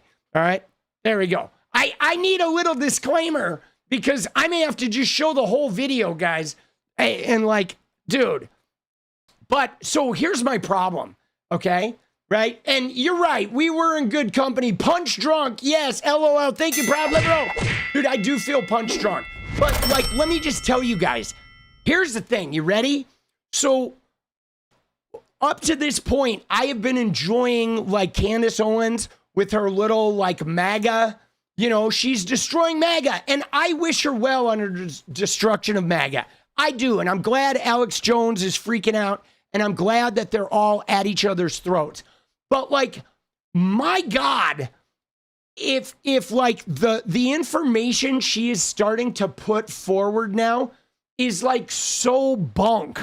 It is like, sure, you can read these data points and it's like, oh yeah, there's some interesting things to question there. But like, she's not providing any answers. She's not providing any even intriguing, you know, hypotheses for things. It is more like she's like, you know what? I need you to watch this whole video for an hour, please, so I can take a bag of money to the fucking bank tomorrow morning, right? So like let's just listen to this guy struggle to speak for, 35 minutes. And meanwhile, we're supposed to believe he's special forces. Like, yeah, she never shows any proof. She's like, I have the proof, but, well, I can't really show it because I don't want to get in trouble, but I am a fighter who will never give up until we get to the truth, right? She's waiting for a whistleblower, but she won't be a whistleblower. Isn't that interesting, right? She's like waiting for a whistleblower in the government, but she won't fucking be a whistleblower herself with the supposed evidence she has. Dude, like, what are we doing? Oh my God. Course of a conversation that maybe a frangible bullet was used. The lone confirmed right, she's gonna read this whole thing. We have that is confirmed to the alleged. Dude, we don't need to read it. We can fucking read, Candace. Federal agents direct, but we will wait and see. That's a lot that is going on. I want to pivot now because pivot. Our instincts, which they keep mocking us over, I think are on the money. We're going to talk now about Christianity. Oh God, dude. Taught by none other than Bruce Bevins. Dude. Now their work is some of the most important. Donate. I see when I get back here. Dude. People, they find God after they leave. And dude, be clear here, this is obviously alleged. And many of these Christian influencers was exactly what time it was. And see, dude, I just can't do it anymore, bro. What the fuck, dude? Oh my God. All right, let's see. Dude, at least Alex Jones is going to speak at a normal pace. Let's see what he says about this shit. All right, it's Friday night. I'm driving home shooting this. Friday night, I'm driving home. Friday night car video. He's like, I'm driving home. We're going to talk about Candace Owens. And then I'm going to call Benny up on the grinder. And we're going to go and we're going to get some tail. Get some. All right, it's Friday night. I'm driving home shooting this quick report. I'm going to go back to the office in the morning. Crew and shoot a report with all the documents and things that Candace Owens is now saying. And obviously display it, but you can go to her X account and read it. So I said 2 weeks ago, I don't know if she's being misled or if she's got some type of, psychosis or whether she's just an evil person. But I've said on air in the last week or so, and I said on my show today, I said if she comes out with a news story to cover the last 𝗙ecie𝗶𝗶 story that fell apart, we know she's bad news. Just notice she said with the Egyptian planes when that fell apart that, she's going to publish all the details soon on the website. Yeah, I'm going to hold my breath.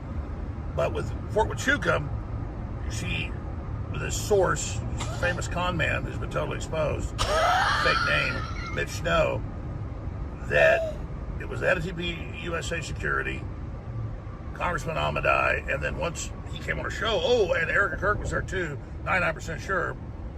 And then she said on the air, this is no doubt the U.S. military, was involved in this killing. And she says, I never said that. Put the video of Deborah saying it. Now she put out about 2 hours ago a post on X, a tweet, where she says, everyone's panicking. Everybody's scared. Another post hours before that, Alex Jones and all these other groups are scared. After I brought up this plane. So the planes are back. Never said anything about a plane with like the undersecretary of defense on a border mission, going to all these border bases, and on the 8th flying into Fort 𝗙ecie𝗶𝗶. So now, dude, what are we doing, bro? It's all, who was on that plane? Who? So now it's a plane, not her expert that she thinks is totally credible, Mitch Snow, specifically saying all these people he saw when he just bumbles into this secure skiff area without an ID card. I mean, how stupid do you think we are, Candace? You keep changing the subject in a shell game, a bait and switch. No one ever said... Dude, I just can't do it. Who the fuck is watching these people? I'm serious, guys. This has me really worried because there are literally people, there are thousands of people who are watching this shit and they're actually watching this shit every day. They're watching all of Candace's videos every day and they are monitoring this story and they are probably in a chat room on Facebook discussing it and oh my God, what is Alex gonna do next? Who is telling the truth? And it is all the biggest bullshit I've ever fucking seen, bro. It is like the biggest bullshit. But again, people are fucking insane, bro. It's like this Fox News guy that I got into it earlier today. Can I just show you this? I feel like this is a natural time to fucking spin off to this. So there was this Fox News guy, okay? Let me show you this, dude. Some fucking financial reporter from Fox News. This guy's an idiot. Charles something. I'd never heard of this guy, but Elon pumps him into my fucking news feed. All right, where is he? And let me find it.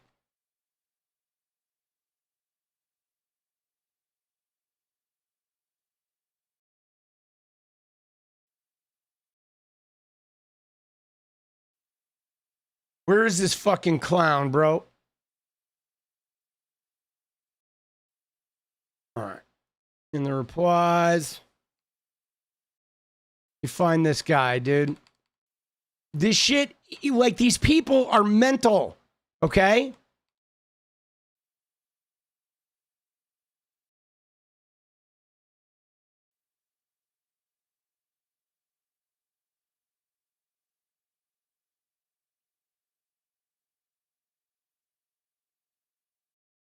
All right, here it is.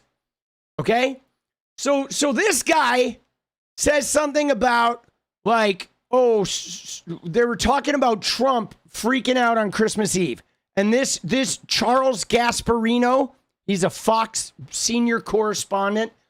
He says, so this is worse than opening borders to criminals, transing kids, spending money that we didn't have, embracing the cultural idiocy of the progressive left.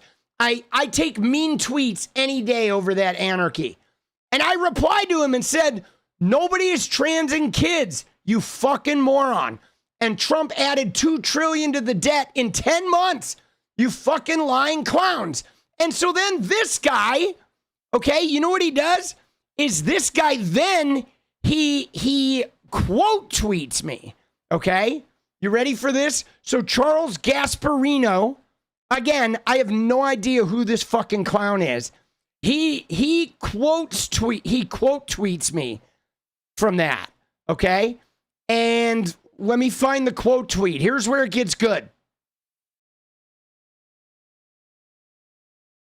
Because he keeps using the phrase local idiot, okay? But so where are you, Chucky?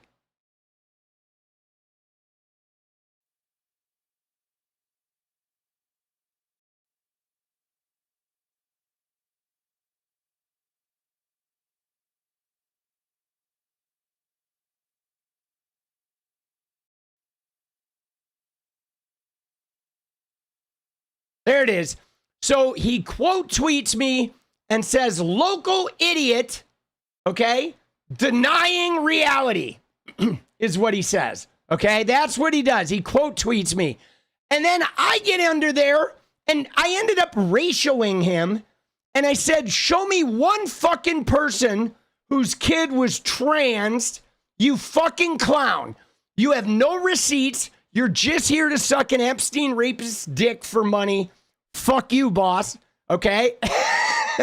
And he gets ratioed, okay? And I'm just like, fuck you, boss. It was literally, dude, it was like 2 minutes after that tweet was when 𝗏𝗏𝗄𝗃 followed me. And I was like, oh, dude, 𝗏𝗏𝗄𝗃 just followed me. So this guy gets owned, but then, guys, he quote tweeted me again. Now, I didn't respond the second time. I just finished with the ratio and was like, fuck you, boss. You have nothing. And then he responds with, like, local idiot seems to have missed one of the biggest stories during the Biden presidency, which is like, whatever that means. There was no huge story about fucking trans children, right? He's literally just jerking it. And I was like, I already ratioed your dumbass, so I'm not going to sit and fucking interact with your stupid ass all day. But, like, these people are fucking, like, just whacked out, okay? You know what I'm saying? They're whacked out about, like, ooh, they're transing the kids. There's not a single kid that was trans. Okay? If there was a kid that was trans, that would mean there was some kid out there that had had a sex change operation against their fucking will. And the kid was like, now, I mean, what does that even mean? You know what I mean? Dude, it is like horse shit. Okay? The whole thing is like horse shit. And yeah, what Matt said, they are fucking gone. Okay? They are fucking gone. These people are mental. Like, and what's crazy about this is you can't even argue with them. There's no arguing with them. Like, they will show you a clip of like somebody who detransitioned and they'll be like, aha. But it's like, dude, okay, like 3% of the people who transition detransition. But like, dude, more people than that have knee surgery and regret it. So, you know, the fact is of course there are going to be some people that transition and change their fucking mind. Like, that happens. The world is an uncertain place. You know what I'm saying? I went to UCLA and wondered, should I have gone to college? You know what I'm saying? Like, but they are gone. Okay? They are fucking gone.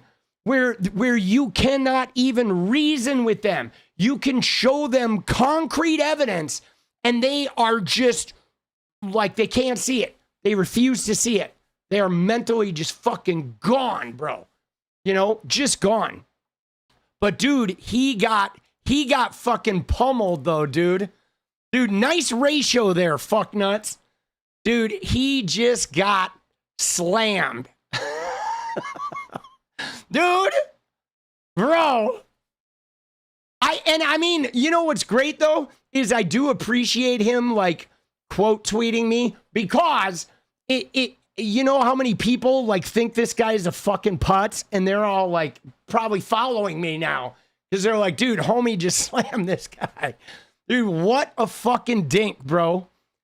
They are so fucking dumb, boss. Oh my God. Right? Dude, look at the AI. The AI Michael Snow. The guy's name is Mitch Snow. The AI didn't even get the fucking name right. Okay? What are these people doing?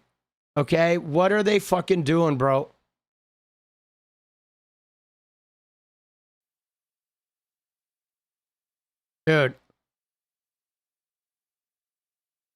Dude, what are these people doing?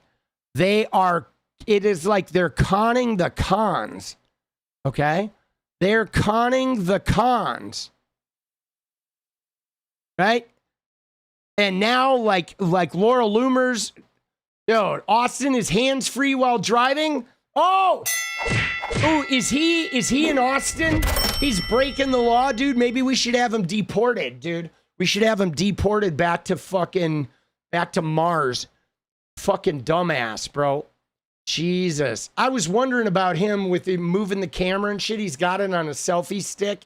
He's got his, like, what a fucking bizarro, like, world, dude. Everybody's making videos in the car. Candace Owens, like, it scares me, though, okay? It scares me that these people, okay? It scares me that these people are, like, have massive followings, guys. Okay? Seriously. These people, these are the people with the biggest followings. Alex Jones, Candace Owens, they have the biggest followings on the internet. Like, how? We are so cooked. It is bleak.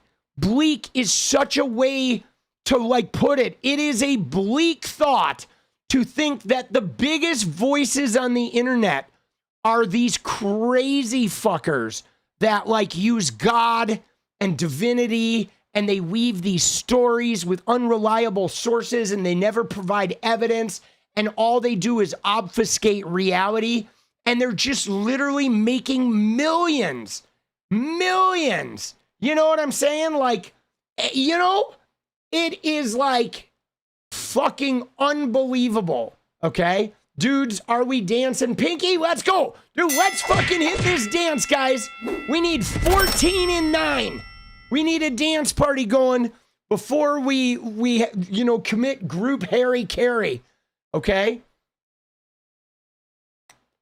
Right? And now they're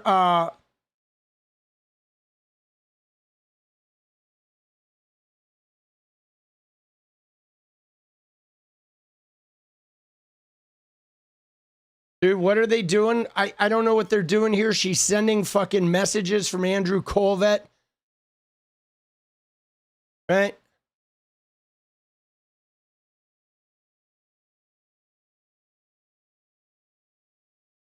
They're sending photos of like her with their kids. Dude, you gotta wonder, are they all doing this on purpose? Like, you know what I'm saying? Like, what the fuck, bro? Oh, dude, it is painful. It is fucking painful, bro. Like painful. All right, 14 and 7, guys. 14 and 8.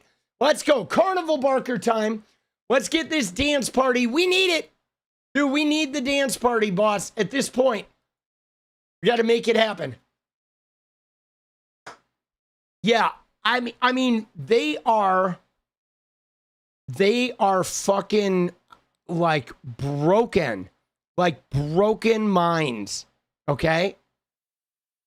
Keep the passion and fire. Let's go, Paulie. You got this. Oh, all right. 13 and 7, baby. 13 and 7. Okay. And Candace Owens she is positioning herself as like everyone against her, which is like she's kind of deifying herself. Everybody here, though, everybody in this is using God, is trying to deify themselves. We definitely need to dance. Yes, dissociate. Oh my God, your name. Let's go. I feel like dissociating right now. Dude, they yearn for the salt mines, okay? And like these people are crazy, okay? You don't think the right-wing grifters have broken minds? They know what they're doing. They're making big money. I guess they are, right? But here is what we got here. It says that suspicious individual, they were dispatched, right? So this is saying that Michael Snow, but I guess he goes by Mitch. Let's go. Miss my security blankie. Let's go. So this is supposedly proof that he was on the base. Again, we don't know who this fucking, like all this shit, like we don't know what this is. Executive summary. Like, you know what I mean? Like they show shit that's not really proof. Okay? But I will say at least these guys are fighting each other. At least these guys are fighting each other. Okay?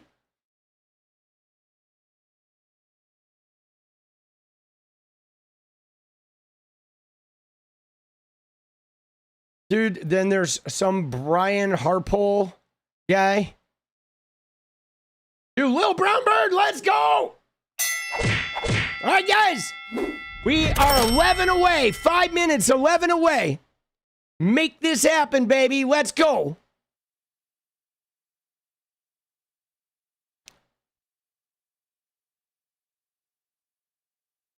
Yeah, their movement is in bad shape. I mean, that is one thing that is beneficial about this. Hypermobile, let's go. Is at the very least, this is doing some damage to the MAGA movement. The thing that's hard for me with this, though, guys, is I feel like some of this shit is doing actual bona fide damage to my fucking cerebral cortex. Okay? Like covering this and trying to incubate, like chaos inside the MAGA movement is desensitizing my brain to fucking conspiracy fucking quibble, bro. You know what I mean? Conspiracy kibble. It is literally like my brain is melting. It's like meat grinding my fucking my gray matter. Okay. And that is somewhat brutal to process, because, you know, I thought it was stupid when they were just going back and forth with each other, but like every day it just gets more like insane, and more unreliable witnesses are being pulled forward. Dude, Erica's clearly Baphomet. All right, we need 10 in 3.5 minutes, guys. It is go time. Again, down to the wire. Down to the wire, baby. Oh, shit. Do it for Candace. All right, unfiltered premium content. Look at this, though, guys. You too can join Candace's book club, and you get unfiltered premium content. Let's get this team. Let's go, Barbad. All right, we need 9. 9 and 3. 9 and 3. Here it comes. It is showtime. Boy, that is brutal. 8 and 3. There we go. Hypermobile. Let's go. Oh.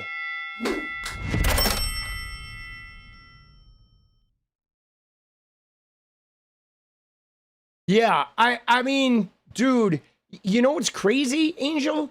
Is like, I feel like they all have their hands on a spigot.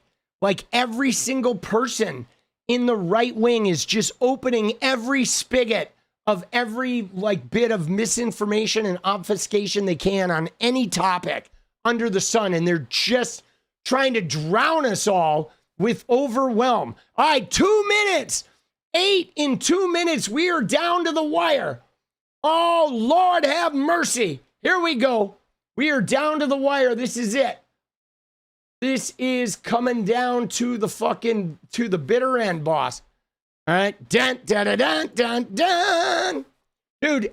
All right. 7 in 2. Ante up, punks. Let's go, Pinky. All right. 7 away, guys. 7 away. It feels, though, like they are all just opening every pipe, okay? Where every day it's like, wow, let's have 50 new conspiracy theories today. Let's have 50 new Trump drama fucking threads for the day. Oh, my God, 1 minute and 30. 1 minute and 30. 7 left. 6 left. They're agents of chaos. They are dissociate. All right, 6 in 90 seconds. Dude, here it is. Down to the wire. 5. Deport Elon. Thank you, Eric. Let's go. Oh. 5 away, guys. 5 in this last minute. Let's go. Let's go. Let's go. Now they're drowning themselves. They are. But I sometimes feel like we're going to go down too. Like, all right, 4 away. We need right-wing podcaster bum fights. All right. I'm down for it. Dude, let's go. Serendipitous. We got G-Town Funk and Serendipitous coming in hot. Let's go. 4 away, guys. Final minute. No, 3 away. 2 away. Dude, Love comes in with the dance. Let's go. Oh. Dude, 2 away, baby. 40 seconds down to the wire. Oh. You feel so drained? I do too. That's why mental health, guys. I think mental health is of utmost importance. Man, my body worker is like, she is keeping me sane. Dude, Jason's Australiana, and there it is. And Skya come through right at the end. Let's go. Oh, and Girl Friday on Tuesday. Let's go. We did it. Oh. Dude, I love that sound, dude. I just want to... Dude, yes, Trump owned a teen pageant. He owned Miss USA and Miss Teen USA. All right, right there. Oh, Trumpy. Oh, get shit on. Oh, fuck you, Trumpy. Get your fucking hand out of my ass, Trumpy. Dude, Trumpy. Oh, get your hand off my genitals. You fucking diaper motherfucker. Dude, Inspector Don. Oh, shit, bro. Dude, that Candace Owens shit. Like, I'm serious, guys. I feel like I need a mental health counselor's appointment after watching that fucking video and getting into the comments. Like, I fully expected going into the comments under Candace Owens' video and seeing people just checking out and being like, this is insane. There's no way. And we go in the comments and everyone in there is like eating that shit up. They are like right along with her, which means literally we are fucked, guys. Like, there is a segment of the American population that their brains are mush. Okay, they have ingested, like snorted the words off the Bible pages, and their brains are literally just fucking cooked. They are like steamed hams inside human skulls with like biblical phrases being shoved into every orifice on fucking, you know, written on cellophane or something, dude. It is bad, bro. It is bad, boss. We are, you know, some of us are in trouble, okay? And some of those people are the people like running government agencies. Like, think about RFK Jr. Oh, let's bring measles back, right? Measles are back, okay? He's gonna probably bring back fucking rubella and mumps, and who knows, maybe we'll even get polio back if he's, you know, gets advanced enough in his shit. Like, what the fuck, dude? He's driving around a dead bear in the trunk and writing health policy. He's not even a doctor, dude. He's not even like a dentist. He's, you know what I mean? Like, this guy has no, like, he doesn't even have a biology fucking degree, boss. Dude, let's go. Angel! Oh, what? Wrong button. There it is. Like, holy shit. Oh, here's the new vaccine schedule. You want to see the dead bear in my car? Oh, let's go check out my new dead bear. Oh, will you send me a nude selfie, please? Oh. Dude, he's not even a chiropractor. Bro, that guy doesn't even have a fucking massage license, dude. Nothing, bro. That guy has no healthcare qualifications whatsoever. Dude, he's not even like a doula. You know what I mean? He is not a certified doula. The man has nothing, bro. Dude, oh shit. We are so fucked. Oh my God, dude. Medulla oblongata. All right, moving along. I got to get my fucking brain cell back, okay? We are going to go and we're going to look at some other shit that's going to be less painful, okay? We're going to try and shotgun some content here, okay? Because unfortunately that Candace thing took about 30% of my cerebral cortex.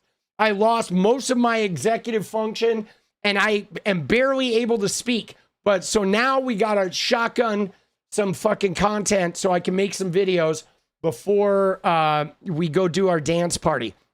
We're going to start with Haley Robson, okay?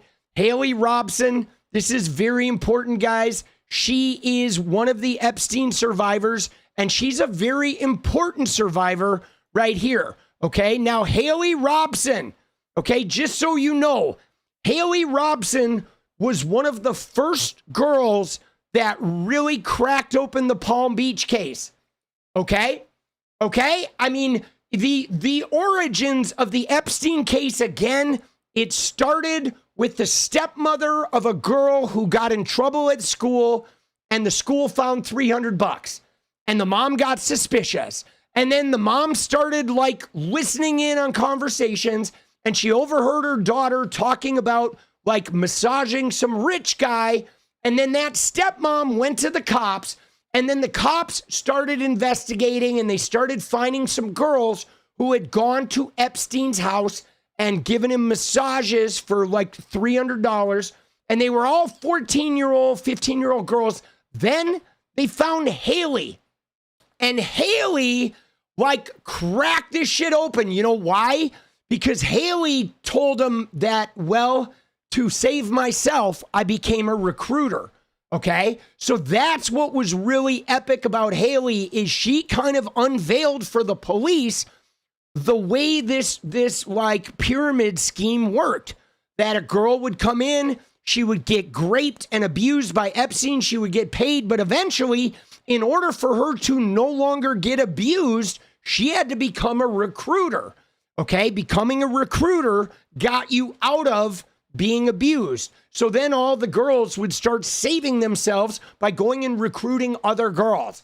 And it's super toxic because when you think about like what that would do to a teenage girl, because on the one hand, she is just doing what she needs to do to not get raped by this fucking smarmy old man. But now she's carrying around the added shame of putting all these other girls in harm's way, which is probably engaging her in a way that makes her continue doing that behavior, right? She continues doing the shit, feeling ashamed, doing the shit, feeling ashamed. And so like he was building his abuse ring on circularly abusing like hundreds of girls. It is so diabolical to think that not only is he harming girls, but he is like dragging them into a situation where they are self-harming in the process of helping him carry out his abuse. It is like one of the most diabolical and just humanity destroying like pyramid schemes of trauma that I think I have ever seen in my life, you know? Unbelievable. And the fact that our fucking president like knew about this shit and was in on this shit and may have tossed, you know, a baby overboard and like even all these other allegations of 𝗙ecie is like, it is fucking alarming, man. Okay. And it's not even something I'm surprised by with the daily toxicity that comes from Donald Trump. Just brutal. Now, you may have remembered yesterday, I talked a little bit about Virginia Giuffre, and I talked about how even after she got away from Epstein, she, like many of these women, suffered with like, you know, putting their faith in bad people. Okay. They came out of the trauma and many of them found abusive partners, or they got taken advantage of financially, or they got screwed over by lawyers because they literally came out of this trauma having really bad boundaries and putting all their faith in the wrong people and just sort of living out a cycle. Even after they were away from Jeffrey, they were living out a cycle of like continued self-harm. And I bring that up because Haley, she's a Republican, okay? Haley Robson is. And somehow along the way, she decided to put her faith in Donald Trump, okay? I mean, these girls have watched this case disappear. They've watched Alex Acosta give everyone immunity. Everything went dark. Virginia Giuffre sues. Julie K. Brown, the Miami Herald, opens it up again. Epstein finally gets arrested. Then he ends up dead. Everything's over, right? They go through the Ghislaine Maxwell trial. She's in jail. But, like, they never really got justice. And then Trump comes in. And he comes in and he, like, white knights him. Okay, this guy who had been lying about the election and J6 and all this, he comes in like this white knight of like, I am going to release this shit. I am going to finally bring this out. I'm going to do what nobody wanted to do. I'm going to put it all out there. I'm going to get to the truth for you guys. If you elect me, I'm going to do it. And then so some of these women, they voted for Donald Trump and they believed it, right? They're still traumatized. They're just acting this shit out. Whatever, these survivors, they decided to believe in him. They decided to trust him. And then he fucked them. Okay. He got in there. He put all of the conspiracy theorists about the Epstein files in charge, 𝗙cie Patel, Dan Bongino. And then they hid it. They shelved it. They buried it. They said it was a hoax. They said they were making it up. Are you still talking about Epstein? I mean, he literally turned on them so hard. Like it's like another Epstein essay. Literally, that's what it had to feel like to these women who decided to believe in him and trust him against all odds. I mean, now we look at it in hindsight, we know they're just being re-traumatized. But like they put their lives on the line with the death threats. They don't have Secret Service protection. They don't have anyone looking out for them, okay? And he screwed them all. He screwed them all. He like re-traumatized them, re-abused them in public, just repeatedly. The hoax thing is like so brutal. But anyway, now Haley is fucking pissed, dude. She is pissed. She is like now getting vocal and being like, man, I'm fucking done with this. And guys, she's not alone, okay? She is not alone, but I think like we need to hear her roar. I mean, I'll be honest with you guys. I'm not mad that she supported Donald Trump. I'm a little disappointed that some of these survivors supported Donald Trump, but I get it. He was like selling a campaign. He was really being sort of convincing, and they're desperate, and they have this sort of like, it's real easy for them to fall into being suckered by these abusive men because that's like the cycle of abuse they're grappling with. But, you know, I'm not going to mute her now that she's come to terms and wants to shout it from the rooftops. Okay. I'm like, I want to help elevate her voice. Okay. Because I mean, the survivors are not going to do it perfect, guys. They're not. It's really hard coming back from this shit. It's going to be a lifetime of them sorting this shit out. But anyway, here's what she had to say. I am no longer supporting this administration. I redact any support I've ever given to him, Pam Bondi, 𝗙cie𝗶𝗏. I am so disgusted with this administration. I think that Pam Bondi and 𝗙cie𝗶𝗏 both need to resign, and I would love to see number 47 get impeached over this. I am no longer. All right, there we go. Now, I will say it would have been nice to have some of that fucking energy like before the election, but hey man, at least we're here. Dude, perp walk, what is perp walk? What is that?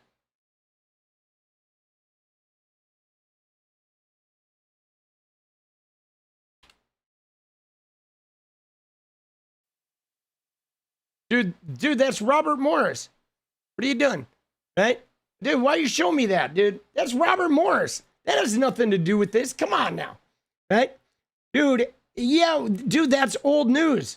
I've already made multiple videos on that guy. Dude, come on. Dude, old news, boss. Oh, old news, bro. Dude, when even is that? Dude, look at this shit. Right? This thing right here is from, if you look at the original, guys, this is from October, bro. Dude, that is months older. He got taken to jail in October. Okay? That is, they're like redoing it. Right? They're just redoing content, guys. Okay? You know what I'm saying? Like they're like taking shit from October and repurposing it. Okay? They are. Dude, you always got to click through on that shit. Right? But yeah, no, Robert Morris, he's a scumbag, boss. But that is several months old. It's all right. It's all right. Dude, keep it coming. I'll debunk that shit. I will debunk it for you, dude. No hate for you, boss. You keep those links coming. I don't care if they're old news. We will sort them out. Dushan, let's go. We will sort it out. But dude, fuck Robert Morris. Dude, fuck all these Christians. But anyway, so Haley is at least coming out and fucking being a vocal person about this. She is now speaking out and expressing her disdain for the way this is handled. Now, dude, again, I don't want to beat a dead horse with this, but we know that there has to be something so devastating in those files, guys.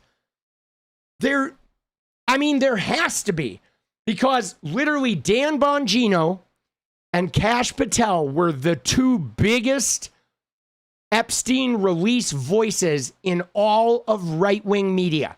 These guys, their entire careers were like, we need to release this shit. The FBI has the power to release this. It is because of the FBI leadership. And then boom, they ended up being FBI leadership. And then Pam Bondi, the binders, the Fox News appearances, we're releasing it. The list is on my desk. We're doing this. Proud liberal, let's go. Right? I mean, he had all of the infrastructure involved in this, and then they started going through the files and redacting and looking for Trump's name. And then whatever they found, when 1,000 agents went and decided to look for Trump's name, whatever they found, they all turned tail. Immediately, they turned tail. They started doing a PR campaigns of this shit doesn't exist. There's no evidence on anyone. We're closing the case. Dan Bongino got in a fight with Pam Bondi, was like threatening to quit. And that tells you something went down, that Bongino was not comfortable with like whatever charade he had to pretend about. And now he's stepping down, and they ended up having this whole discharge petition, and fucking Mike Johnson kept the House adjourned for like 284 days. Like, bro, have we seen the Lake Michigan incident? Yeah, I made a video on that yesterday. There's a video up there that says it's like, it's got the girl in the boat on it, right? I can't remember the title, but it's the girl in the boat on the thumbnail. Right? So something in there caused guys who made their entire career about releasing this shit. Something in there made these guys stop wanting to release it. Stop even talking about it. They won't even answer questions in a Senate hearing. Okay? So something about this is just absolutely like catastrophic. And now we got to find that. We got to get that. That's what we need to do. That's where we need to go, guys. Okay? I feel like we're not letting this go until like at least the members of Congress get everything unredacted. Okay? We need an unredacted release of this information to leaders of both political parties. Period. Okay? I don't care if we don't get to see the unredacted. As long as they get to see the unredacted, somebody gets to see the unredacted. I feel like we should all get to see them. It's getting to the point of where, like, you know what I'm saying? Like something happened. Something happened. His name is Trump. He told them to stop. But yeah, Hercules, it's beyond him telling them to stop. Like I don't think Trump telling them to stop would cause such a catastrophic like thing inside these people. They found something, and then they were told like it needs to be buried. Dude, Dr. Thumpenstein, let's go, baby, with your first fucking super. Let's go, boss. Appreciate you. Something went down, man. I think it's so much bigger than U.S. politics. I mean, it probably is. Probably has international implications. But now, moving on. All right, we're gonna table that for now. Okay, we are gonna table that for now.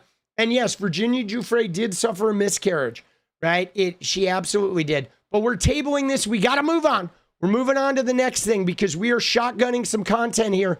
We got to look at some of these MAGA people that are fucking flipping out. Okay, like for example, where is it? Oh, dude. Can we just pause on that image for a minute? Dude, I mean, right?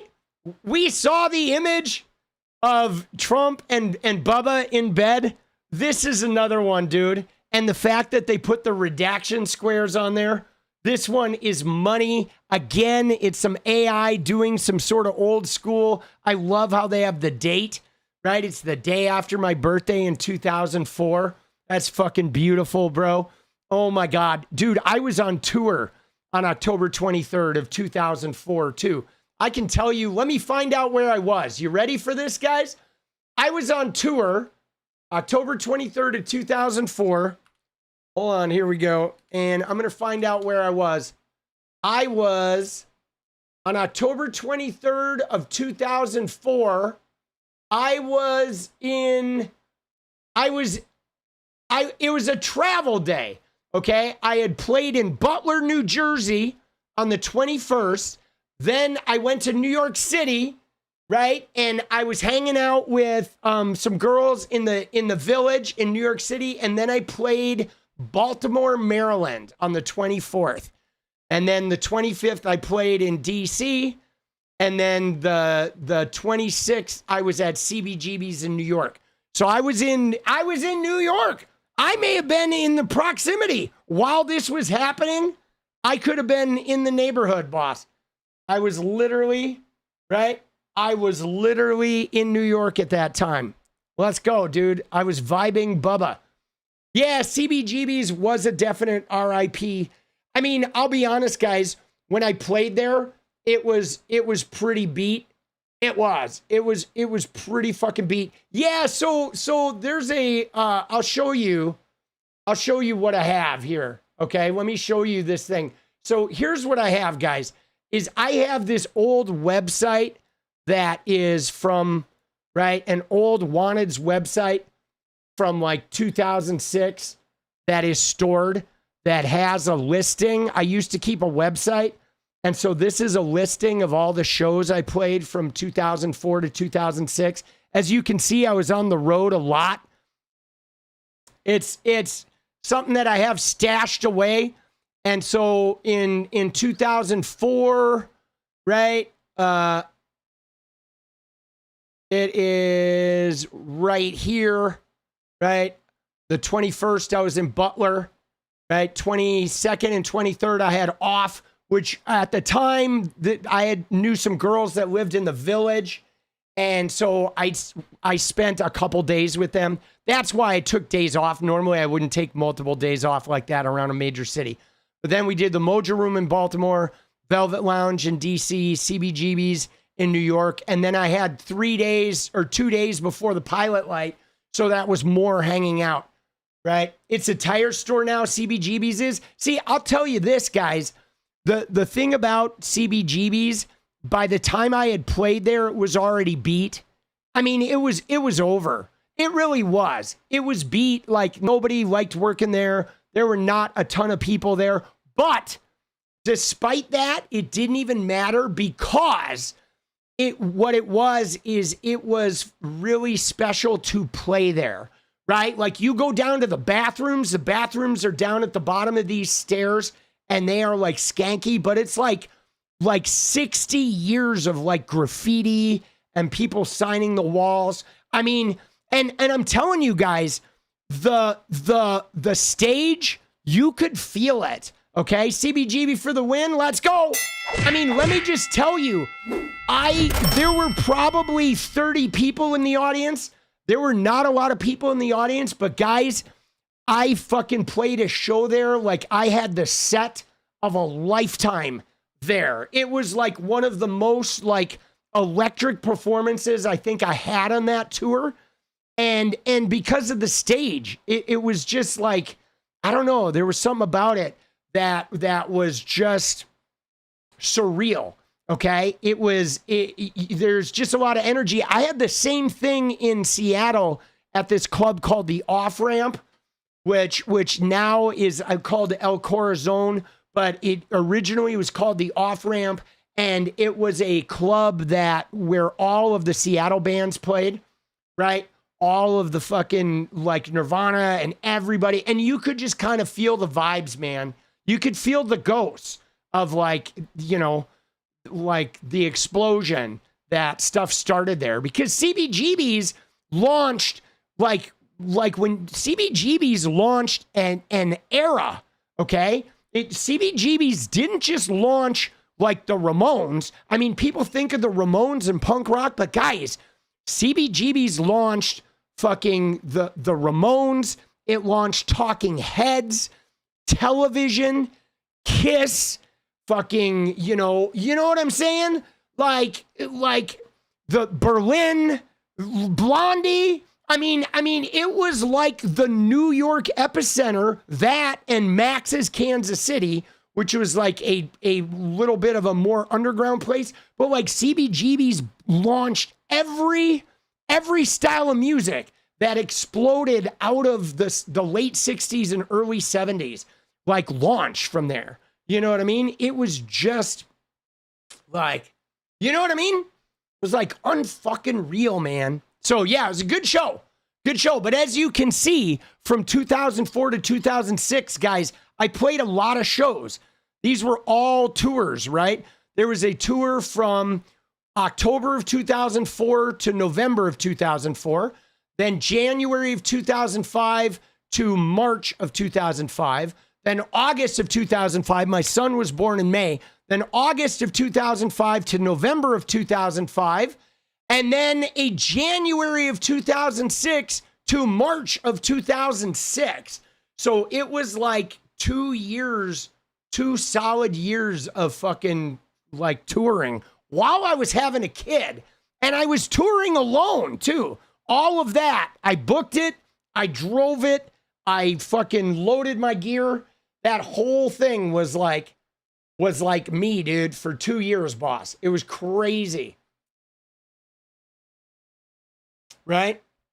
Yeah, I mean, dude, you know, I my thing is Orphan, I wouldn't say for me personally that it's easier to rock with a tiny crowd. I find it much harder like to rock with a tiny crowd. However, I will say this, that when you're a band on the road, okay? And not everybody subscribes to this, but I know Nirvana did, and I certainly did, and all of the really good bands subscribe to this, where when you're on the road, it doesn't fucking matter, okay? It doesn't matter if there are 2 people in that room or if there are 200. It is your job to summon the energy of like a full room. That's your job. It is, and if there's no people in that room, you have to pull it out of yourself. You have to pull it out of your own ass, because your job is to play every room like it is sold out, okay? To give it everything you have. That's your fucking job, okay? And if you can't do that, you shouldn't be on tour. You know what I mean? Because you never know, man. You just don't know who's out there. You don't know like who, and I have literally seen shit where I've gone to a venue on tour and there's like 5 people there and I just fucking slay them. And then I go back like 6 months later and that fucking room is packed. And you know why it was packed? It was packed because I slayed the 5, okay? That's why. I slayed that 5 and one of those people was like, holy fucking shit. And they bought my CD, they bought my t-shirt, and then they copied it for everybody. Little bit of college radio airplay, you know, from my college radio promoters. I come back 6 months later and there's like 100 people in that room. And that's what you have to do. That's your fucking job. You know what I'm saying? As a musician, it is. It's like you've got to do it. But I will say though, it's exhausting. Okay, it is. It eats your soul a little bit, because the thing that's crazy about tour is it is wildly unpredictable, right? Like when you start making it or you start getting a buzz, you start having like more predictable rooms. But in most indie tours, doesn't matter how big the band is. I had friends that were on Victory Records going through the same shit, where you know, one night is like 150 people and the next night is like 5 and the next night is 7 and then there's like 300 and then there's 40 and then there's 5. The perspective of it not being packed can let one relax. Oh, that's interesting. Yeah, see, for me, it was always really hard because I relax when there's more people. You know what I mean? Like for me, I am more relaxed in front of 300 than I am in front of 5. In front of 5, I'm like, oh, dude, I'll bring the energy, but this shit is going to kill me, right? And it tends to be a little more aggressive. I would find when there's only 5 people in the room, the show would get a little aggressive because I'm angry and I'm like, you know, not liking the fact that no one's there. Somebody failed, the local band quit, or like my publicist didn't get a fucking interview or some shit. And so I'm just bitchy and right? That's what I would do. Oh, baby. Come here. Love you, honey. But yeah, man. Dude, touring is pretty fun, though. But there we go. All right, Donnie Bones in the house. Victory Records, you like those guys? Some friends of mine were on Victory Records, this band called Action Action.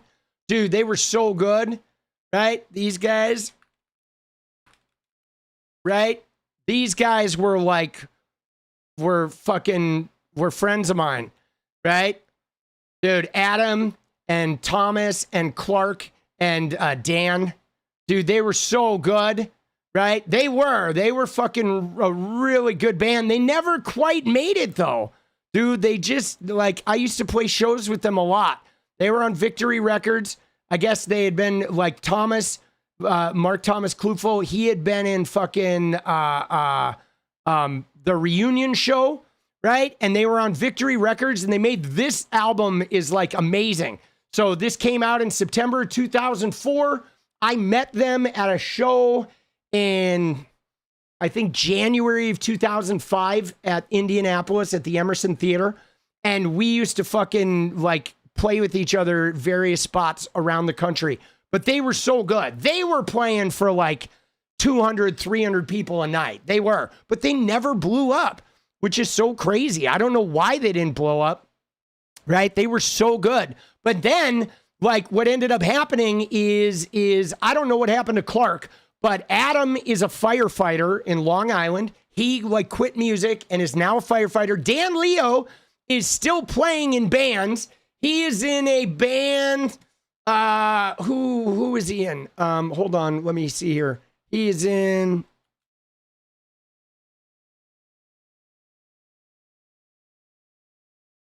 Dr. Barehands. There he is. He is now in Dr. Barehands. All right.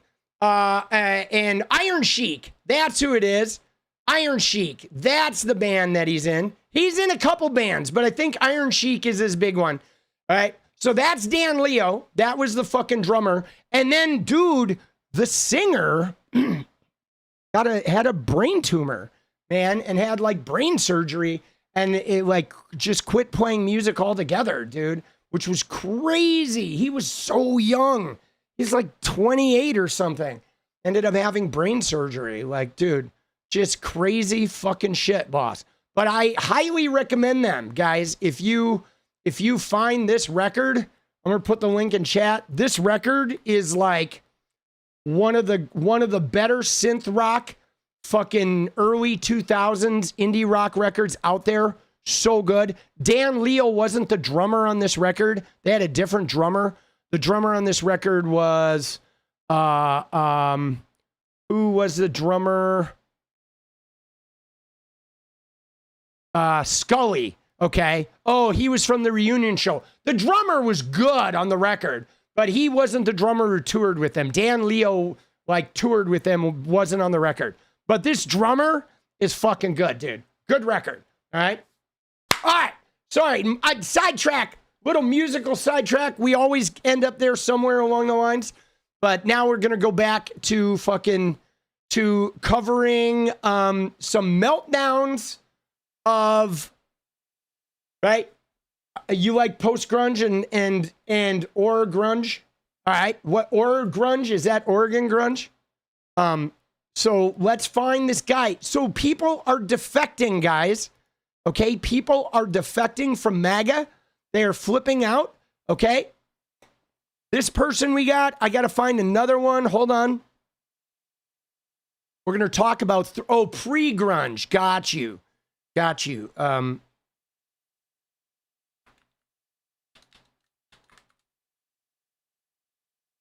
There's 3 people that I want to look at here.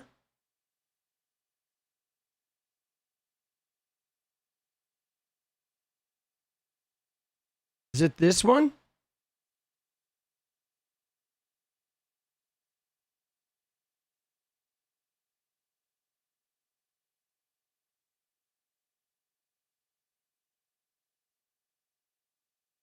Dude, who is the girl leaving Trump, dude?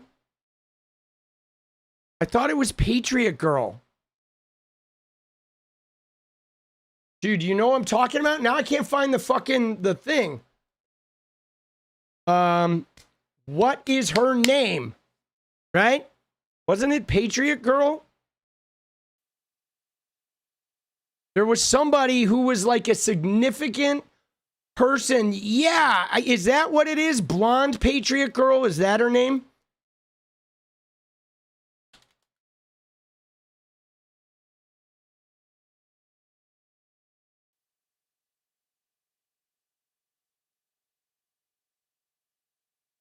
But she was leaving fucking Trump.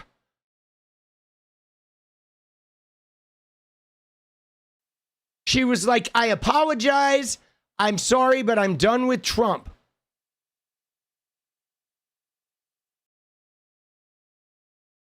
Was this her? And no, it's not Caitlyn Bennett. No, it's not her. No, this was somebody who is an online person. All right, well, I'll find it. There were two people. One was a guy. It is her. It is, the Blonde Patriot. It is, that's the woman you're saying? The woman I was on? The patriotic blonde? Because she wrote this long post. Okay. Oh, yeah. All right, you're right. It is her. All right, and we're going to find her post. Dude, look at her. She's mad. She is so mad, dude. Look at this. Dude, since he took office, he's bombed. And she was like 10 countries. You just saw it on my page? Is it on my page? Did I have a listing of it? All right, so let's find her thing.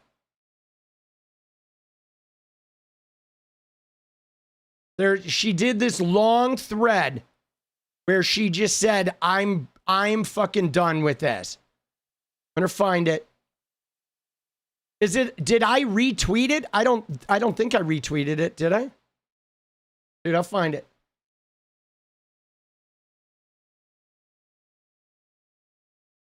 Dude, what the fuck, bro?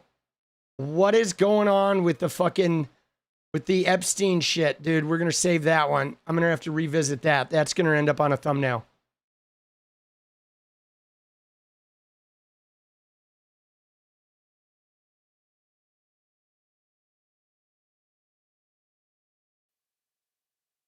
All right.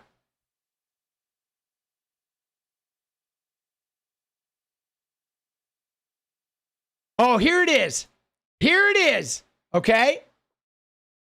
All right, there it is. Save that one.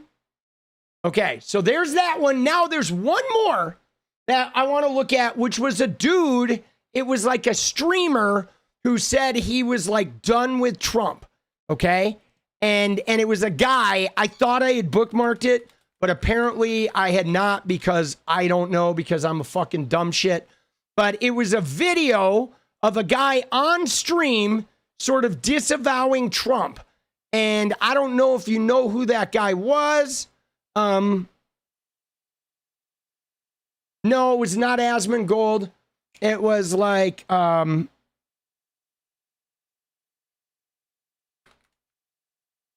overturn. Fuck, bro. How am I going to find this?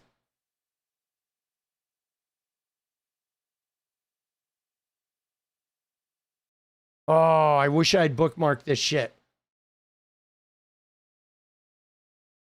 It was a dude. It was like 2 days ago. All right, hold on. I think I have a way to find this. Hold on.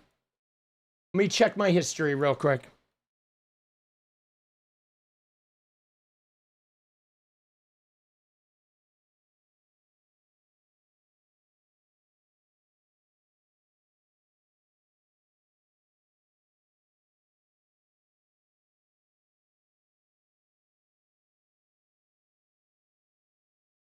Was he an ex-cop guy? Is he a streamer? This was like a streamer. This was like a right-wing activist or something. I thought he was a right-wing streamer. And he was just like, man, I'm fucking done with Trump. I'm like over it. Right?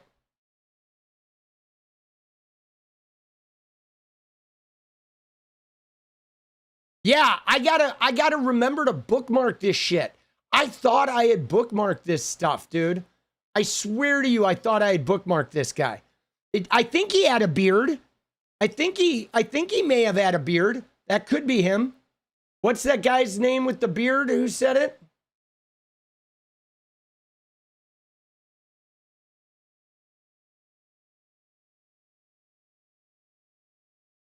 Heavy duty something?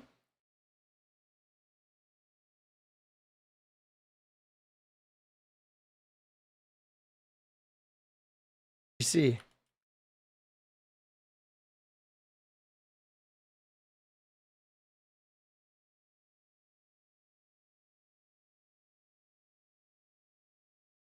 No, it's not Asmongold. Dude, Zach Rohrer is Asmongold. A ginger beardo?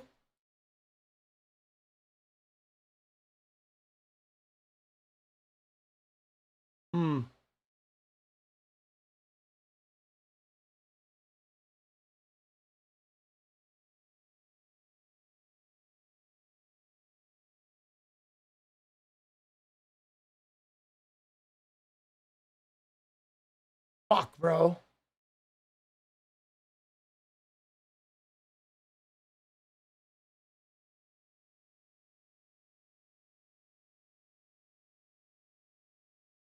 Nah, it's not the quartering. Dude, I'd remember the quartering. Heavy duty.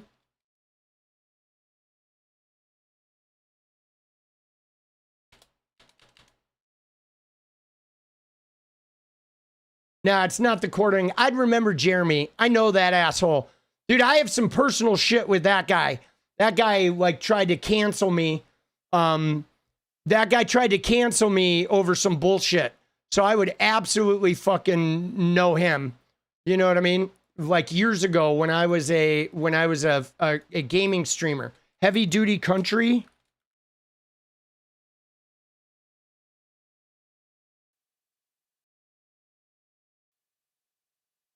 Is this may be the guy.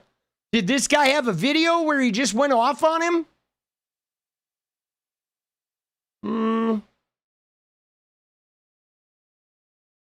No.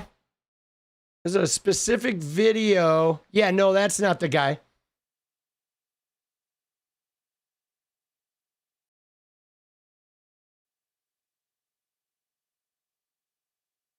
It wasn't a YouTube, but let's see. We'll look at this one. Johnson at the event this weekend. Oh, yeah. No, this is the guy. Oh, is this the guy? Was it Owen Schroyer? I think maybe this is it. Hold on. Let me. Is that who that is? Let's see if he tweeted it.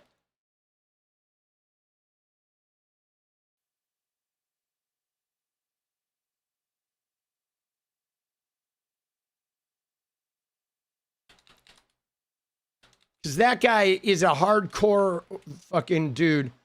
Yeah, I think this is the dude.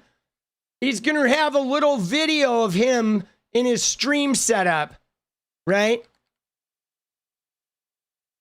Going off.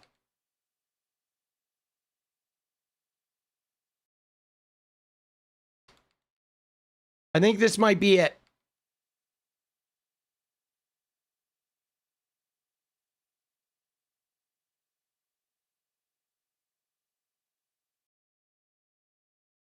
Maybe not.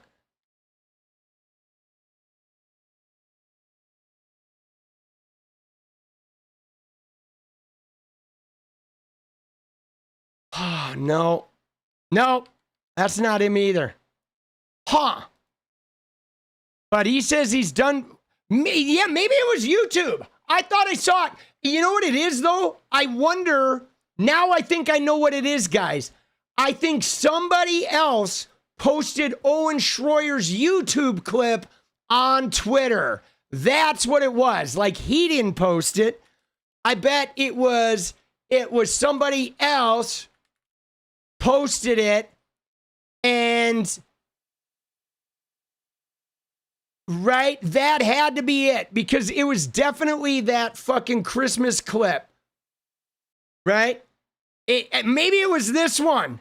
Okay, I think it was this one, okay? dude, but all right, so we're going to watch this. But this is the guy because I remember seeing him like this. Dude, this guy is a fucking, like, what a fucking weirdo, bro. Right? All these guys, all these right-wingers are just such, like creepy grifters. They have no scruples whatsoever. You know what I mean? And none. Like, they have no scruples, dude. They are all like, they will like turn on a dime. Okay? They will.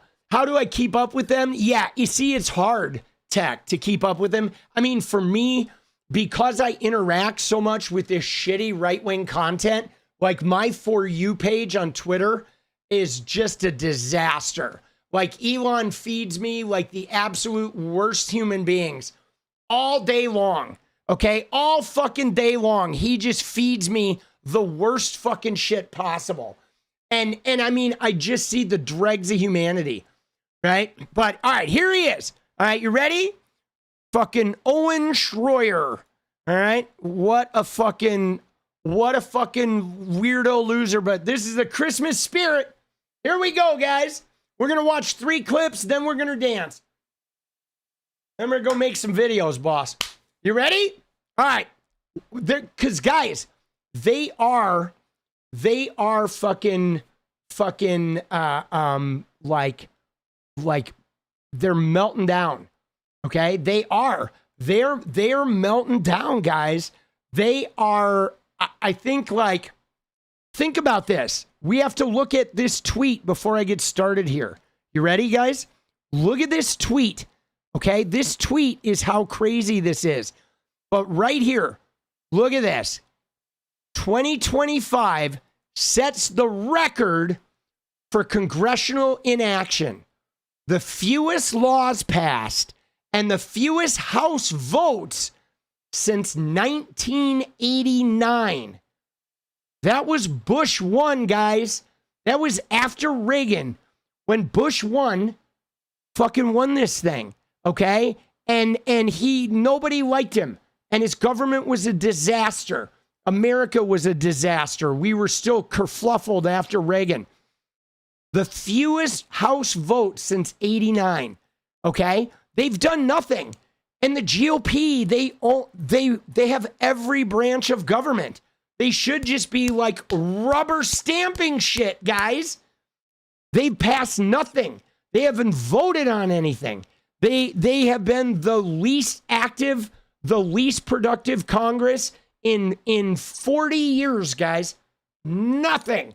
They can't govern. They're just literally completely unproductive pieces of shit. Okay? And all they're doing is they're bouncing around while Donald Trump just opens up chaos spigots. And they're doing nothing, man. All right, you ready? So let's watch these guys. They're gruntled. I'm done. I'm not fighting for these liars. Oh, shit. I'm done. I'm not fighting for these liars. I'm not fighting for this administration anymore. I'm done. I'm out. They broke up with us. They stabbed us in the back. They betrayed us. Not the other way around. We don't owe them anything. They owe us everything. They work for us. In case you forgot. Mike Johnson at the event this weekend. Oh, they're coming to impeach Trump. Oh, you don't say. You don't say, Little Johnson. You don't say, Tiny Johnson. You mean the Republicans are going to lose the midterms and they're going to impeach Trump? Well, golly gee, I could have sworn somebody was saying that 6 months ago and you called them panicans. Isn't that funny?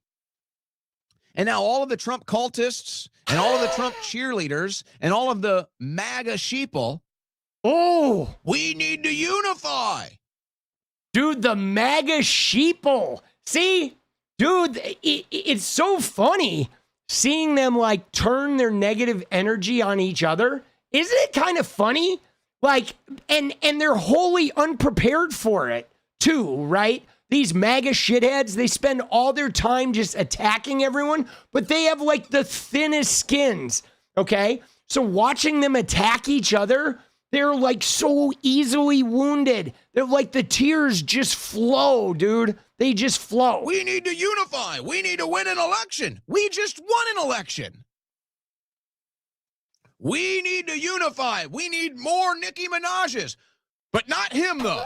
Not that person over there, though. We didn't mean him, even though he's actually a conservative, even though he actually does get out the vote drives, even though he actually has been out on the streets and supported for Trump and suffered. Not him, though. Anybody but him, though. No, not them. But Nicki Minaj, yeah. Oh, is that a trans person out there? Yeah, bring them on the stage, too. Oh, look. Is that a porn star? Let's get them up on the stage, too. We need to unite to win. Dude, look at that. Look at the dysfunction, though. Oh, a trans person. Oh, a porn star. Dude, he's like, oh, they're not having me on stage is kind of what he's saying. He's like, oh, dude. Yeah, I know, dude. Can they ever, like, not be attacking a trans person? Like, literally every speaker at AmFest, they literally can't talk. Dude, it's 1 minute and 34 seconds. If you grab any right-wing influencer, they cannot talk for more than 2 minutes without fucking talking about transgender people. Dude, you know what I'm saying? Dude, you know what I mean? Like, what are we doing? We need to save President Trump from impeachment. We need to win the midterms. Not you over there, though. You go away. Not you over there, though, with an actual conservative audience. Not you over there, though, that actually has the minds of the youth right now. You stay away. You go. Go. Isn't that funny? Oh, I'm sure Nicki Minaj will be standing up and disrupting Congress the next time Trump is impeached and telling Democrats they're committing treason. I'm sure Nicki Minaj will be leading the next Stop the Steal rally. I'm sure Nicki Minaj will be all over the place. When the chips are down, I'm sure it'll be Nicki Minaj there to lift us up. Now, let's be clear. Dude, can I just tell you? The thing about Nicki Minaj that is so great. I mean, dude, we know Nicki Minaj is a disaster. She's a mess. She's grifting. She's looking for something. But think about this, guys. MAGA hates women. MAGA hates black women. MAGA hates black women who behave like sex workers. Right? Like, Nicki Minaj is like the epitome of everything that gets under the MAGA movement's skin. Like, they just abhor everything about her. But now, like, TPUSA is like, Nicki Minaj is our savior.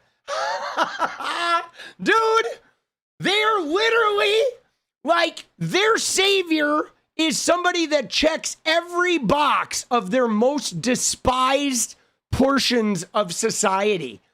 And it is poetry. Well said, right? It is poetic that their savior, the woman being hailed as their savior, checks every box of what triggers them. Like, they are so triggered. And Erica's like, I love you, Nicki. I love you. And they are desperate because you know how they talk about, ooh, the stars. Oh, Beyonce talking for Kamala. The stars. Nobody buys the stars. And now this star is like the only thing they're clinging to. And as you can see, it's triggering the shit out of this guy. I have nothing against Nicki Minaj, okay? I don't know much about her. She has just as sordid as a past as you can imagine anybody else in mainstream music might. But dude, isn't it funny? He's saying Nicki Minaj has as sordid of a past. But like, homie, Trump was your fucking Jesus, bro.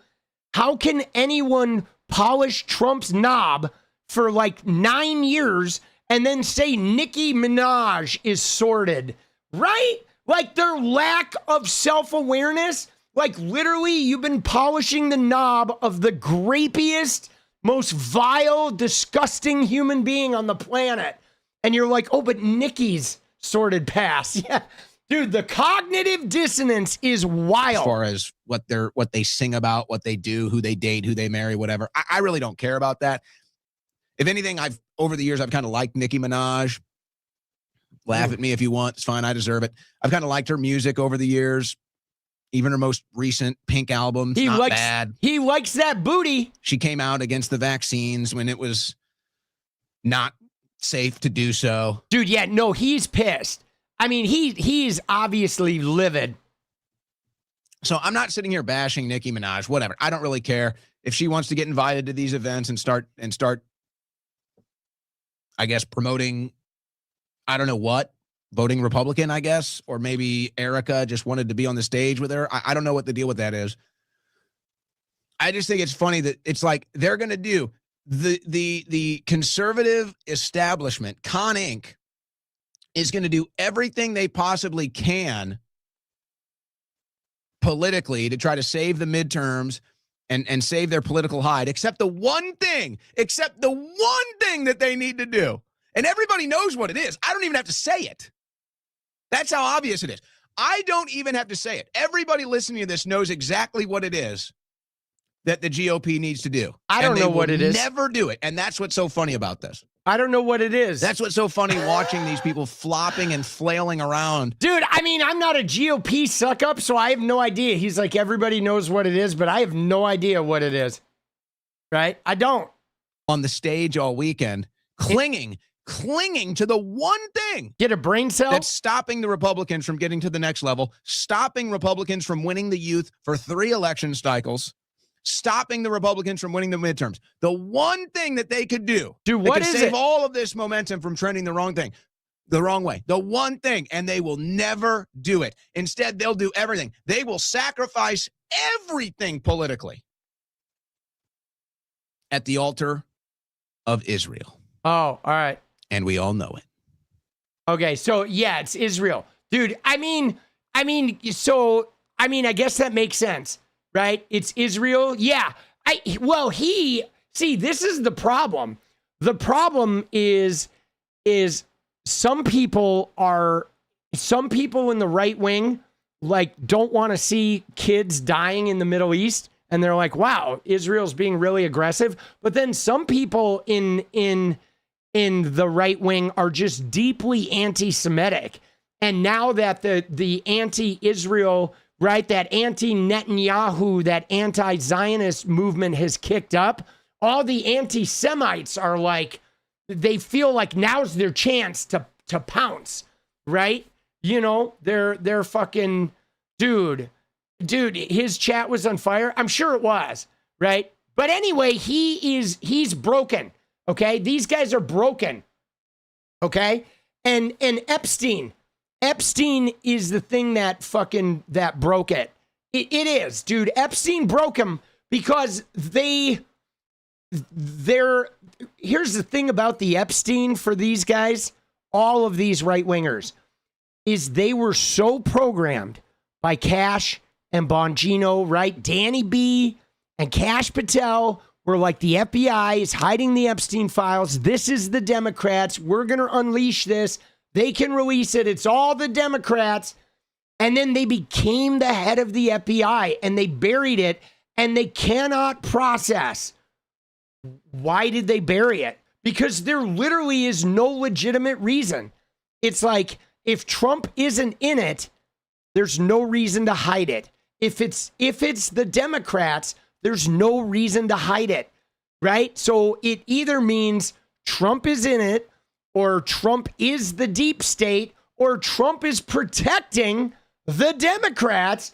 And all 3 of those options do not compute to their fucking brains. All 3 of those options break their fucking brains, right? You know what I'm saying? It broke their fucking brains. Okay, now, at the same time that Schroyer here is falling apart, we got the patriotic blonde, okay? Dushan, why are they so anti-Semitic? You don't get it. Yeah, so the thing about it is it's weird.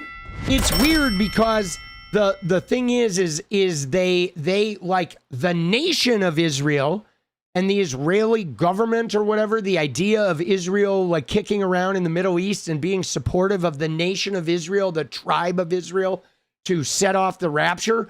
That is like part of the Christianity, but part of it is that Jewish trope. It's tied to this idea of globalism And it's tied to this idea that they believe the Jewish people are control all the money and the banks and Hollywood and the messaging and the pornography. And they have this crazy conspiracy theory that like the Jewish people are trying to corrupt everybody in Christianity. You know what I'm saying? Like, it's like really fucking weird, bro. I don't know why there is such anti like Jewish sentiment. I really don't understand it, guys, because let me just tell you, I had encountered a lot of anti-Semitism, you know, reading about it, about like, you know, the after the Holocaust and what led up to the Holocaust.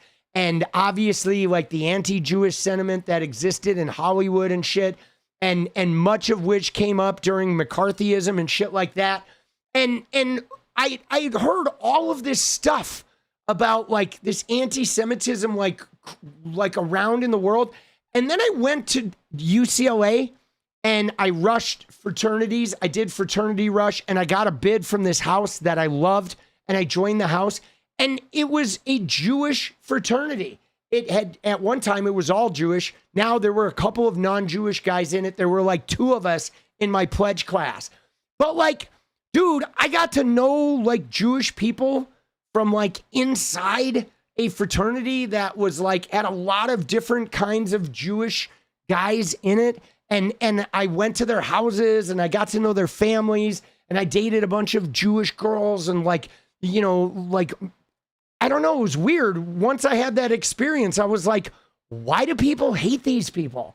Right? Like, it literally did not compute to me because there was nothing about them that was fucking even remotely hateable. There was nothing about them that was trying to like control anybody. They literally didn't even try to like introduce me to their religion.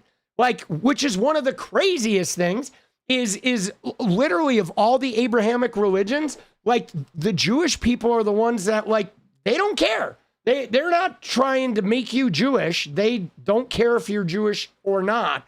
They don't care at all about that. They have no concern about you like obeying their religion. It's like really weird. And I was like, why do fucking people hate these guys? There's no quantifiable reason I could discover, right? I have no idea why that anti-Semitic shit even exists, dude. It's so bizarre. You know what I'm saying? It is so fucking bizarre, man. It really is. But anyway, patriotic blonde. Okay, this woman is like been a huge fucking spokesperson for Maga. Okay, right? And you know what I'm saying? It is like this woman has been a huge spokesperson, but look at what she says here. Okay, she says, "Dear liberals, you and I are not friends. We disagree on everything from abortion to the Second Amendment. Your belief system is abhorrent to nearly every personal and political value I hold. That said, you did try to warn us about Trump." Okay? Right? Dude, that said, you did try to warn us about Trump. Dude, she's like, I hate you, but you did try to warn us. You screamed and yelled from the mountaintops that he was not what he presented himself to be, and I, like many, refused to listen. I mocked you. I laughed at you when he won. I mocked you. I laughed at you when he won. I felt entitled to his victory because I dedicated 8 years of my life to his campaign. My eyes are now open. This is not the man I voted for. When I'm wrong, I say I'm wrong. I am sorry. I apologize. Okay? Like, dude, what the fuck, bro? I mean, it is a pretty good apology, but it's also, I'm adding an addendum to this because it is a pretty good apology, but how did she not see it? Like, how did you not see what Trump was from the beginning? You know what I'm saying? Like, that's what I don't get, because somebody said performative. I feel like it is a little performative because she's trying to like make a statement about Trump, but she's trying to not alienate her right-wing base by making them think she agrees with liberals. So she's got to decry the liberals, but I'm going to give you a little bit of credit. But it's going to be very divisive because any of her right-wingers that stick with her are going to be affected by this. But like the thing I don't get is how the fuck did you not see it? Okay? How did you, and I know the wordplay that's happening there, how did you not see it? The adultery, the anti-Christianity, the guy who talked about the Bible but couldn't name a verse, the guy who was a Democrat that switched teams, the guy who said he grabs women by the pussy and he doesn't even ask and he bragged about it and he sloughed it off. And yet you Christians backed that motherfucker. And then he gets the presidency and he's just nasty. He makes fun of the disabled. He talks shitty to women. He makes fun of women. He trashes everybody. He becomes anti-trans, but the same guy, transgender women use the ladies' room at Mar-a-Lago. Okay? He got trans women into fucking beauty pageants. So the guy's obviously lying. He's just out there running his fucking mouth. He did a terrible job as president. He did a horrible job in the pandemic. Even if you like the Republican Party, his leadership was dog shit. He panicked. He fought. He yelled. He made horrible mistakes. He took no responsibility. He was just an example of the worst leadership possible. And then he does January 6th after he loses, right? And you didn't see any of that? Like, man, I mean, no offense. I'm glad you're seeing it now. But like at the same time, fuck you. You are like not aware, okay? You obviously were just clamoring for power or clamoring for him to hurt people because you're filled with some kind of like negativity, hatred for the Democrats that you'd do anything to harm them. But like, you're not a rational person, okay? Because the thing about this is like, my deal is this, is I'm not perfect, and you may disagree with Democratic policies and all that shit, but one thing I can say uniformly is there is nobody as despicable and outwardly fraudulent as Donald Trump that we would ever elevate in our party, okay? We would lose before we would back somebody so despicable. Okay, we would not back somebody that despicable. We would lose first. And we've done it before. Okay, we've done it. We have sacrificed our own candidates for their despicable nature. Okay, so like no matter what you disagree about our policies, at least we're not fucking assholes.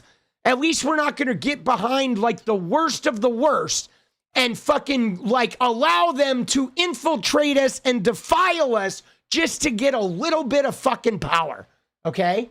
So fuck you, patriotic blonde, all right? There we go. That's my spiel, all right?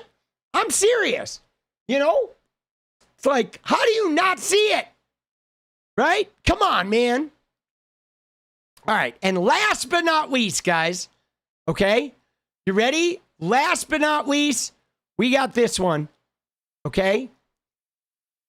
Look at this. This is someone who says, we might like Candace and Tucker, but they're not changing our opinions. They're just saying what a lot of us are thinking. So Kristen Cooper, who voted for Trump, explains why she's on a MAGA influencer unfollowing spree. Okay, now this is downstream from Trump. Okay, this downstream from Trump. Yeah, I mean, Kim, good point.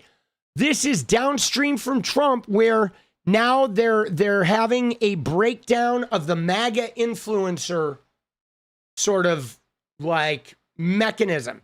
And again, guys, I think I saw somebody say it in chat. There is no coming back from this for MAGA. Okay, there is not. And the reason being is MAGA was created on the cult line of thinking, which meant they all acquiesced to one leadership person. They had one pyramid with one set of people at the top. There was no doubting There was no stepping out from under the pyramid. There was no, like, you couldn't defect. No defecting allowed.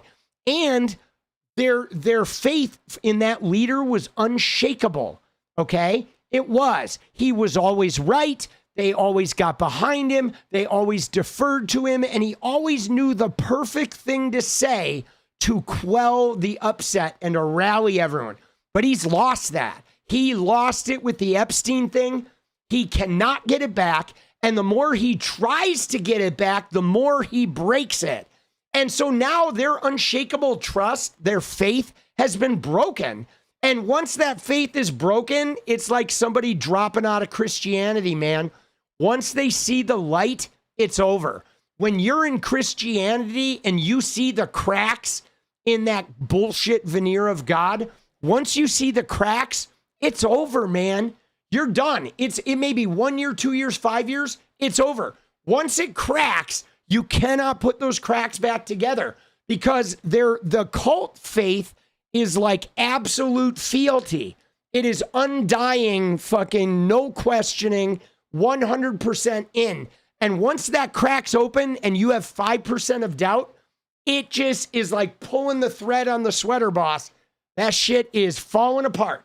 There is no coming back from that. You cannot repair broken faith. You can't do it, man. This is how addiction ends. Same shit. Addiction, when you see the mechanism, it's over, boss. It's done. It's just a matter of time. The shit will unravel. And if you don't get out, you just go down with the ship. That's just it. If they don't get out of this, they're going to burn their own house down. And they're all going to go to dust with it, right? This is, yeah. See, in 2021, he was unpopular, but they were like, he was a victim.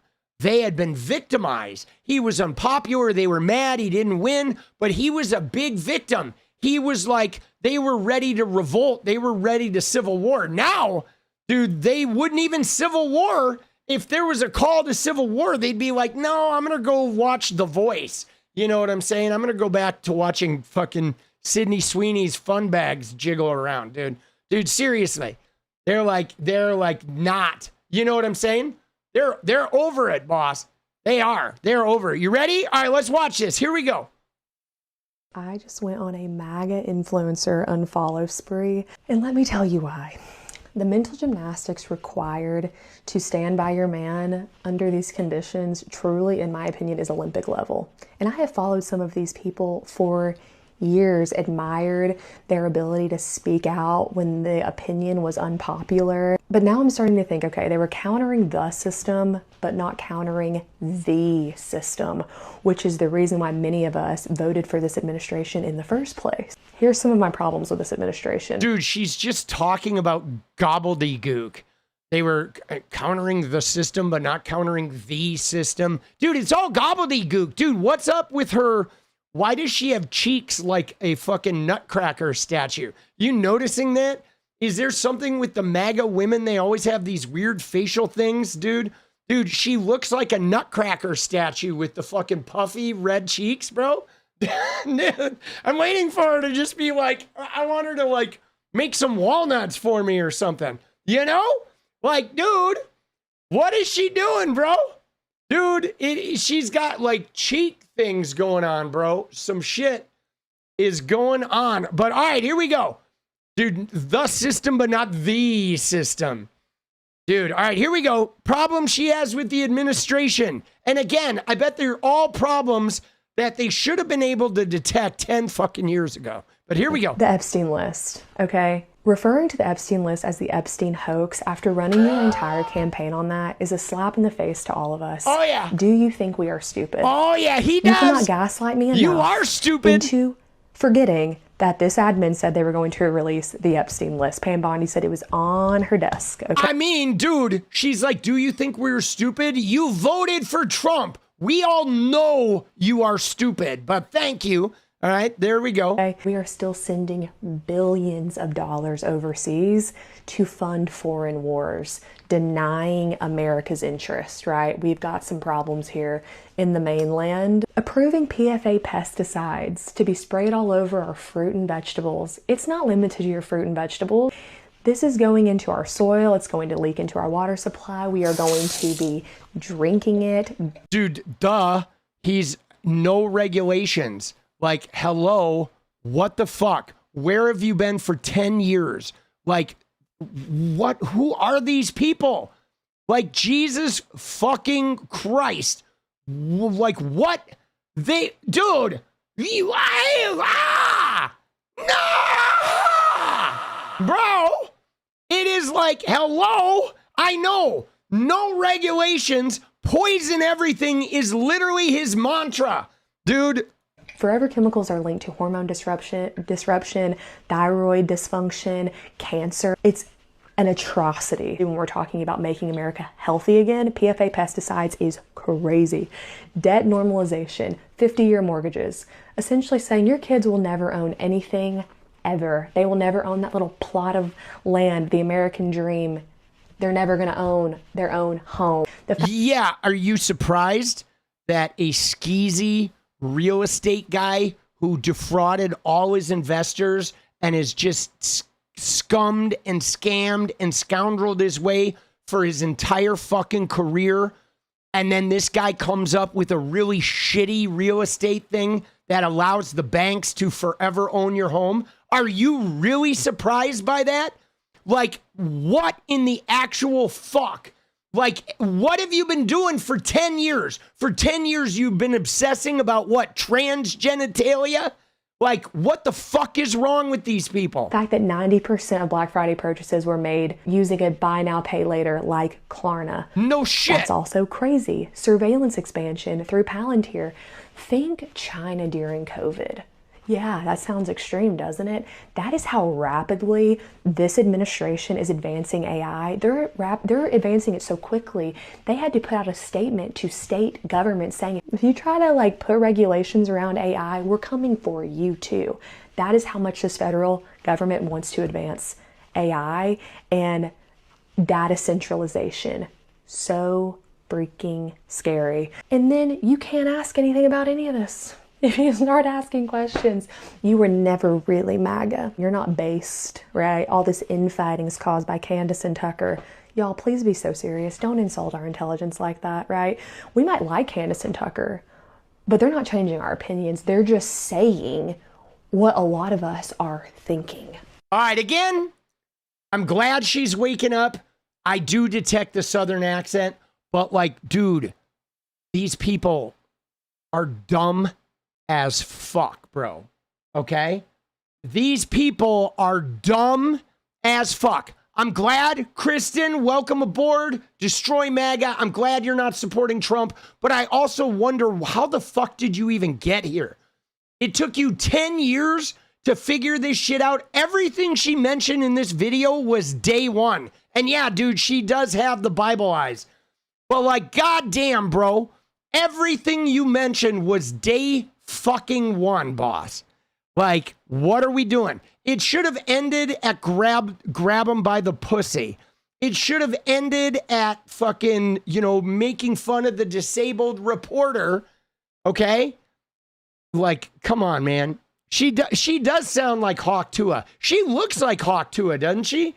Dude, she looks like she could be 𝗙cije🗏🗏's fucking, like 𝗙cije🗏🗏's automaton girlfriend. Right? 𝗙cije🗏 mom. Dude, 𝗙cije cousin. Dude, they're gonna 𝗙cije, right? They're gonna fucking, let's go, baby. Oh, shit. Oh, my God, bro. Dude, it is staggering what fucking dunces these people are, dude. Okay? Can I just tell you? It is staggering. Okay? It is fucking staggering with how dumb these fucking people are. It's hard to process. Okay? And, well, that's just it. I mean, what Kim said right there is right on, guys, is the fact that maybe she's against Trump and maybe she's done supporting Trump, and maybe she's not going to vote in 2026 and fuck the midterms or whatever. But you know, I can guarantee the next election comes around, she's going to vote. She's going to make a bad decision. Okay. I mean, 2028, is she going to vote for Vance, Palantir? I hope not. I hope she's on the Dem train. Or what's she going to do? She going to let Vance and Palantir take over? Because I'm telling you right now, if JD wins the presidency, Peter Thiel is going to be running the country. And we are going to be in a complete technocrat lockdown.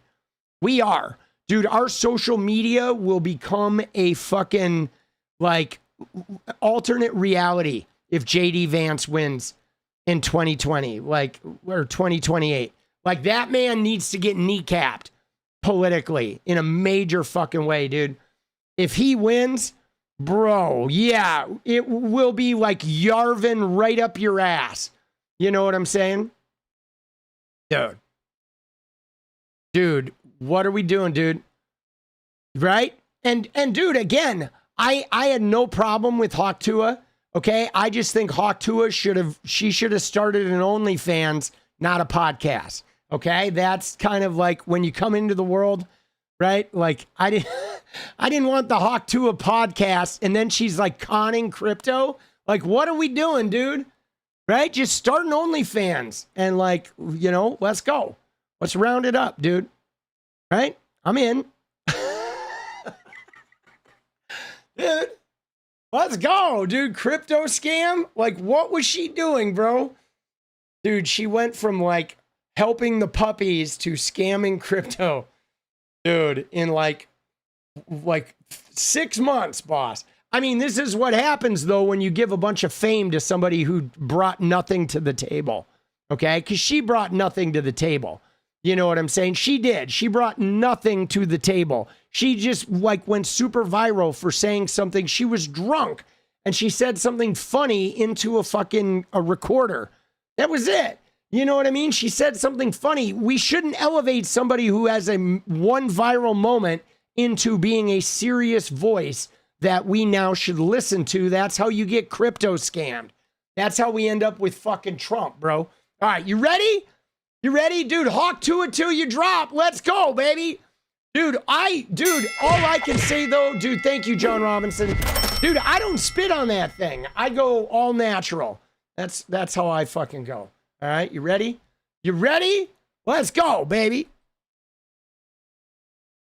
Dude, and Matt, my thing is I'm not saying anything about her like trying to monetize her fame, because of course that's what capitalism is.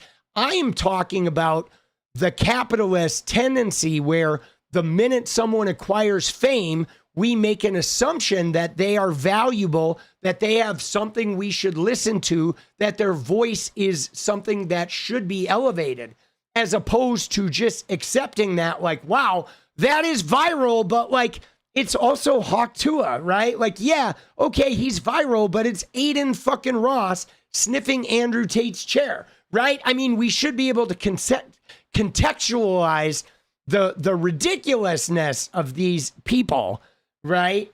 You know what I'm saying? As opposed to like, ooh, they're a thought leader now because they have, right? If you have money or if you have fame, you're instantly a thought leader, right? When you're not, you know, you're not. It's like you're a thought leader when you come up with thoughts that provide leadership, right? That's it. Until then, if there's no thoughts providing leadership, you ain't a thought leader, okay? You know what I'm saying? Right? Dude, let's go. All right, here we go. It's time, baby. It's time to dance. Motherfuckers, let's go.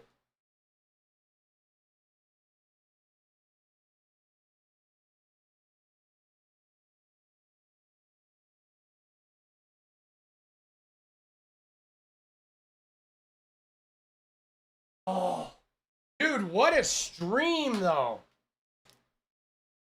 Oh, shit, boss. What a stream, boss.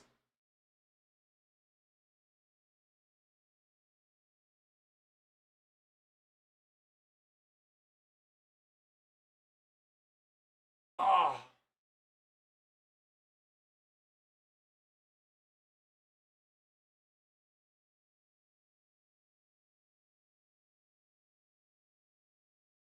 No, I mean, dude, I blame her for the way she tried to right? I blame her for the way she tried to do the fame, okay? Because she got her fame by being raunchy, okay? By coming out and saying something raunchy. That's why she got famous. So if you're going to ride that fame and you're going to monetize it, you should be raunchy, okay? You should be like pushing the boundaries of sexuality, of feminine empowerment around sex. You should be like starting OnlyFans, whatever. Be raunchy, be that viral thing that made you famous. But she like turned it around and was like, oh, I'm like the good girl next door that doesn't have a harmful bone in my body. We're going to save the puppies. I'm just such a good one. And then I'm going to scam everybody with my good and personality and crypto. And it's like, fuck that, bro. You should have come out and been raunchy and been advancing that fucking female sexual empowerment, like the shit that made you famous. And instead, she tried to do like a 180, become all Miss Innocent, and then she conned people. And to me, that's bullshit, right? Like, you know what I'm saying? Like, don't get famous being raunchy and then try to turn into Miss Nice and then you con people, right? Come on, let's go, right? It's fake. She's a fake. Oh. Let's go. Oh shit. Dude, that's what I didn't like about her. She's fake. Right? She's fake. Dude, I mean, if she had come out of that and started an OnlyFans and started doing like a Sophie Rain thing or you know, or a Belle Delphine where she's going to push the boundaries of sexuality with women and all that shit. Dude, if she did that, I would have been all behind her. I would have been like, let's back this woman. She's out there and she is like breaking new ground for women being sexually forward. Like, let's get on her train. But she was like phony, dude. Dude, Belle Delphine, dude, I love Belle Delphine, dude. I did, dude. She was my jam, bro. Oh shit. Dude, I love her, dude. I love those women that fuck that shit up, boss. I do. Women that like fucking, you know, try to break those barriers, dude. Dude, let's go. OnlyFans is hurting lonely men in our country. No, it's not. Dude, it's not hurting lonely men. You ready for this, son Linsky? So the thing is I did not buy bathwater from her. But what I did do when I was a Fortnite streamer is I did like all the Fortnite streamers were like, a bunch of them were like anti-hot tub streamers. They were all negative towards the women. And I didn't like that. So I did a hot tub stream where like I wrote people's name on my chest and I wrote a banana and I made a ton of fucking money. I did it during an FNCS, right? I did a hot tub stream and then I sold the bathwater from the jacuzzi I was in during the hot tub stream. And like a whole bunch of people in the community got so mad at me for doing that. They did. They were so mad. They were like, what the fuck is this guy doing? I did it at like the height of my fame. Dude, it started like a bunch of people wanted to cancel me after that from the very beginning because I defended women and I was like, fuck you guys. You guys are fucking weirdos. And then I sold a bunch of bathwater. I did, dude. I still have vials of it, boss. Dude, people were buying Tommy bathwater, bro. Oh, shit. Let's go. Dude, fuck them. Oh, man. Oh. All right, you ready? Dude, yeah. No, Andrew Tate. Thank you.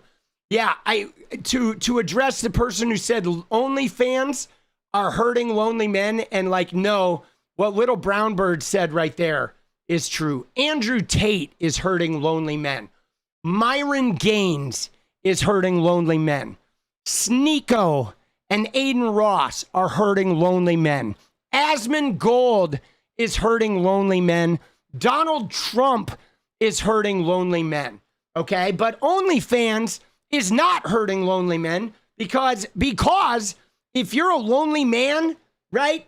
Like OnlyFans is a way where you can have access to adult content and you can humanize the person. You can message her and chat with her. And she's not just this like set of pixels on the screen that you're abusing in your adult content.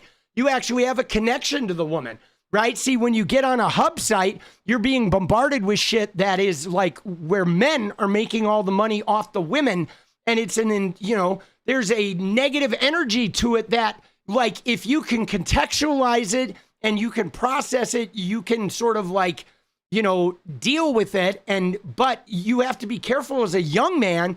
I don't think a young man really knows how to process that stuff. He doesn't know how to deal with that energy. Like what I've discovered is my relationship to adult content has gotten much better as I got deeper into therapy and I got older and was able to sort of process like the complexities of it. But I think OnlyFans is a way where you get to support individual women that are controlling their own boundaries. It's just much, much healthier, You know what I'm saying? But the thing is though, Hercules, is it is not draining men's bank accounts, because if men are draining their own bank accounts, whether they're draining it on OnlyFans or they're draining it on cars or they're draining it on cocaine or they're draining it on Fortnite or they're draining it on fancy clothes, like the men are choosing to drain their accounts. Okay. You can't blame Apple because people are buying their iPhones. I mean, Apple makes a phone. It's capitalism. Okay. People are trying to drain your bank account. That is literally what capitalism is for. The system sucks. But like, dude, if men are draining their accounts, that is on the men, just for the record. I'm not going to blame the OnlyFans women. I'm glad they're monetizing that shit. I say, fuck it, drain their bank accounts. All right, drain their accounts. Maybe they'll learn some humanity and some humility after they lose all their money, right? After they right? Maybe they'll grow a little bit, right? Fuck it. Dude, they're going to spend it on something, dude. May as well have the women get profit from it, right? Andrew Tate is draining their bank accounts. Dude, let's go. It's kind of like gambling. I know. But yeah, but so just so you know though, Hercules, it's literally just capitalism, right? Capitalism is about addiction. And the only reason I make a point of it though is because some people like to point out the women, when the women monetize themselves, people like a lot of people just all of a sudden have a problem with women monetizing themselves. But it is certainly not the most dangerous thing. The real danger are people like Andrew Tate. Okay. It's like people selling false like power schemes to men are ones that the men end up having abusive relationships with everything they do. They have an abusive relationship with pornography, with gambling, with alcohol, with their girlfriends, with their work, right? It's like people like Andrew Tate, like manipulate men in the worst way to where everything they do becomes toxic for the men.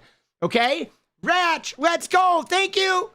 And then they blame it. They blame it on the women or the OnlyFans or the gambling or the government or their jobs or society. Right? And it's just so hard, man. When men we need to open up and we need to find our strength in our vulnerability, and we need to encourage that in other men in our sphere, and we need to hold each other accountable in a personal, in our close relationships. We need to hold the men we know accountable for our own behavior. And we need to stop as men blaming all our issues on other people, because that's really the number one issue I see with men in general, is we have a tendency to always feel like our problems were caused by somebody else, right? It's the porn, the women's OnlyFans, the alcohol, the drugs, the capitalism, my boss, right? The cost of a house, right? The way our parents were, the way my wife treats me, or nobody's hearing me. We just have a lot of personal deflection of like, wow, you right? When at the end of the day, man, like it's us. We have the power to change the world, our world. It starts with us. If your wife is distant, right? Move close to her. If you're right, if your wife won't open up to you, open up to her. If it doesn't work out, leave. Find a new wife and open up to the next one. You know what I'm saying? If your boss is difficult, like, you can quit. We're not tied. You know what I'm saying? It's like, if you're hurting inside, go get help. Seek out therapy, right? If you have trouble being vulnerable, go get help with it. You know what I mean? It's like, I mean, you know, when you see a man talking shit about women in a rapey way, shut him down, right? It's like, we have the power, man. We do. We have the power. We don't have to remain silent victims. We don't. And I mean, you know, I know that society, though, has created a situation where we've kind of like eunuch each other, and we parrot and mimic and do our best to fit in and stuff. But like, we can also change that shit. You know what I'm saying? We can. It's hard, though. It's hard. It is hard changing social structures. But, all right, you ready? You're too scared to even think about dating? You know? Dude, these lonely men have to go to therapy. Therapy would be good. For sure, man. You know? Oh, dude, my God, my quads are like piano strings. Right?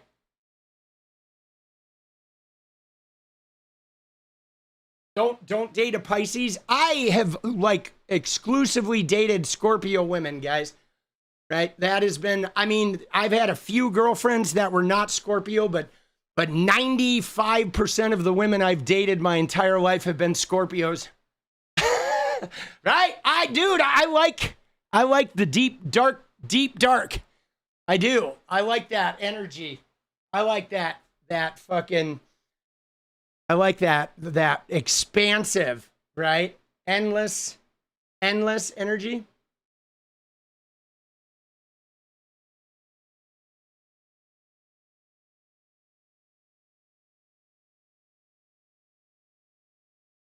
Let's go. Oh. Are you ready? Dude, love them Scorpios. All right, here we go. It's dance time, baby. Let's go. Let's go. Dude, we can do this. We men, we can change our world.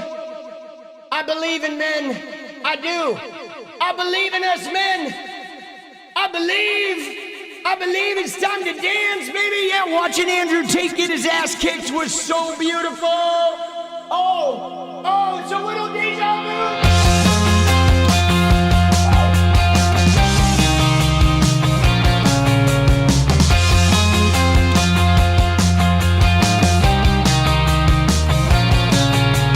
Got a lot of choices. I got a lot of ways that I can go. I hear a lot of voices. They have a lot to say, but I've known. Been here before.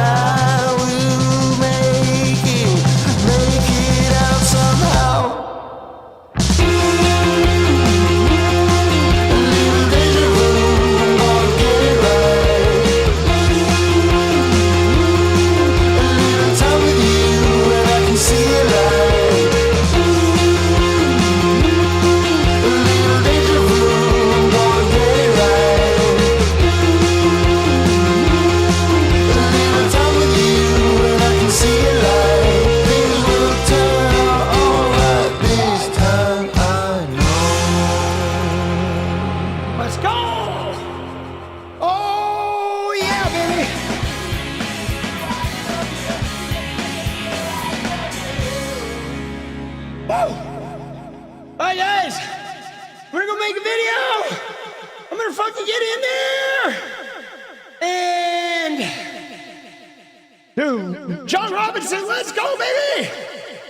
Woo. I will see you guys tomorrow. All right? Be good. Big love. Take care of your head. And keep fighting, guys. Good night.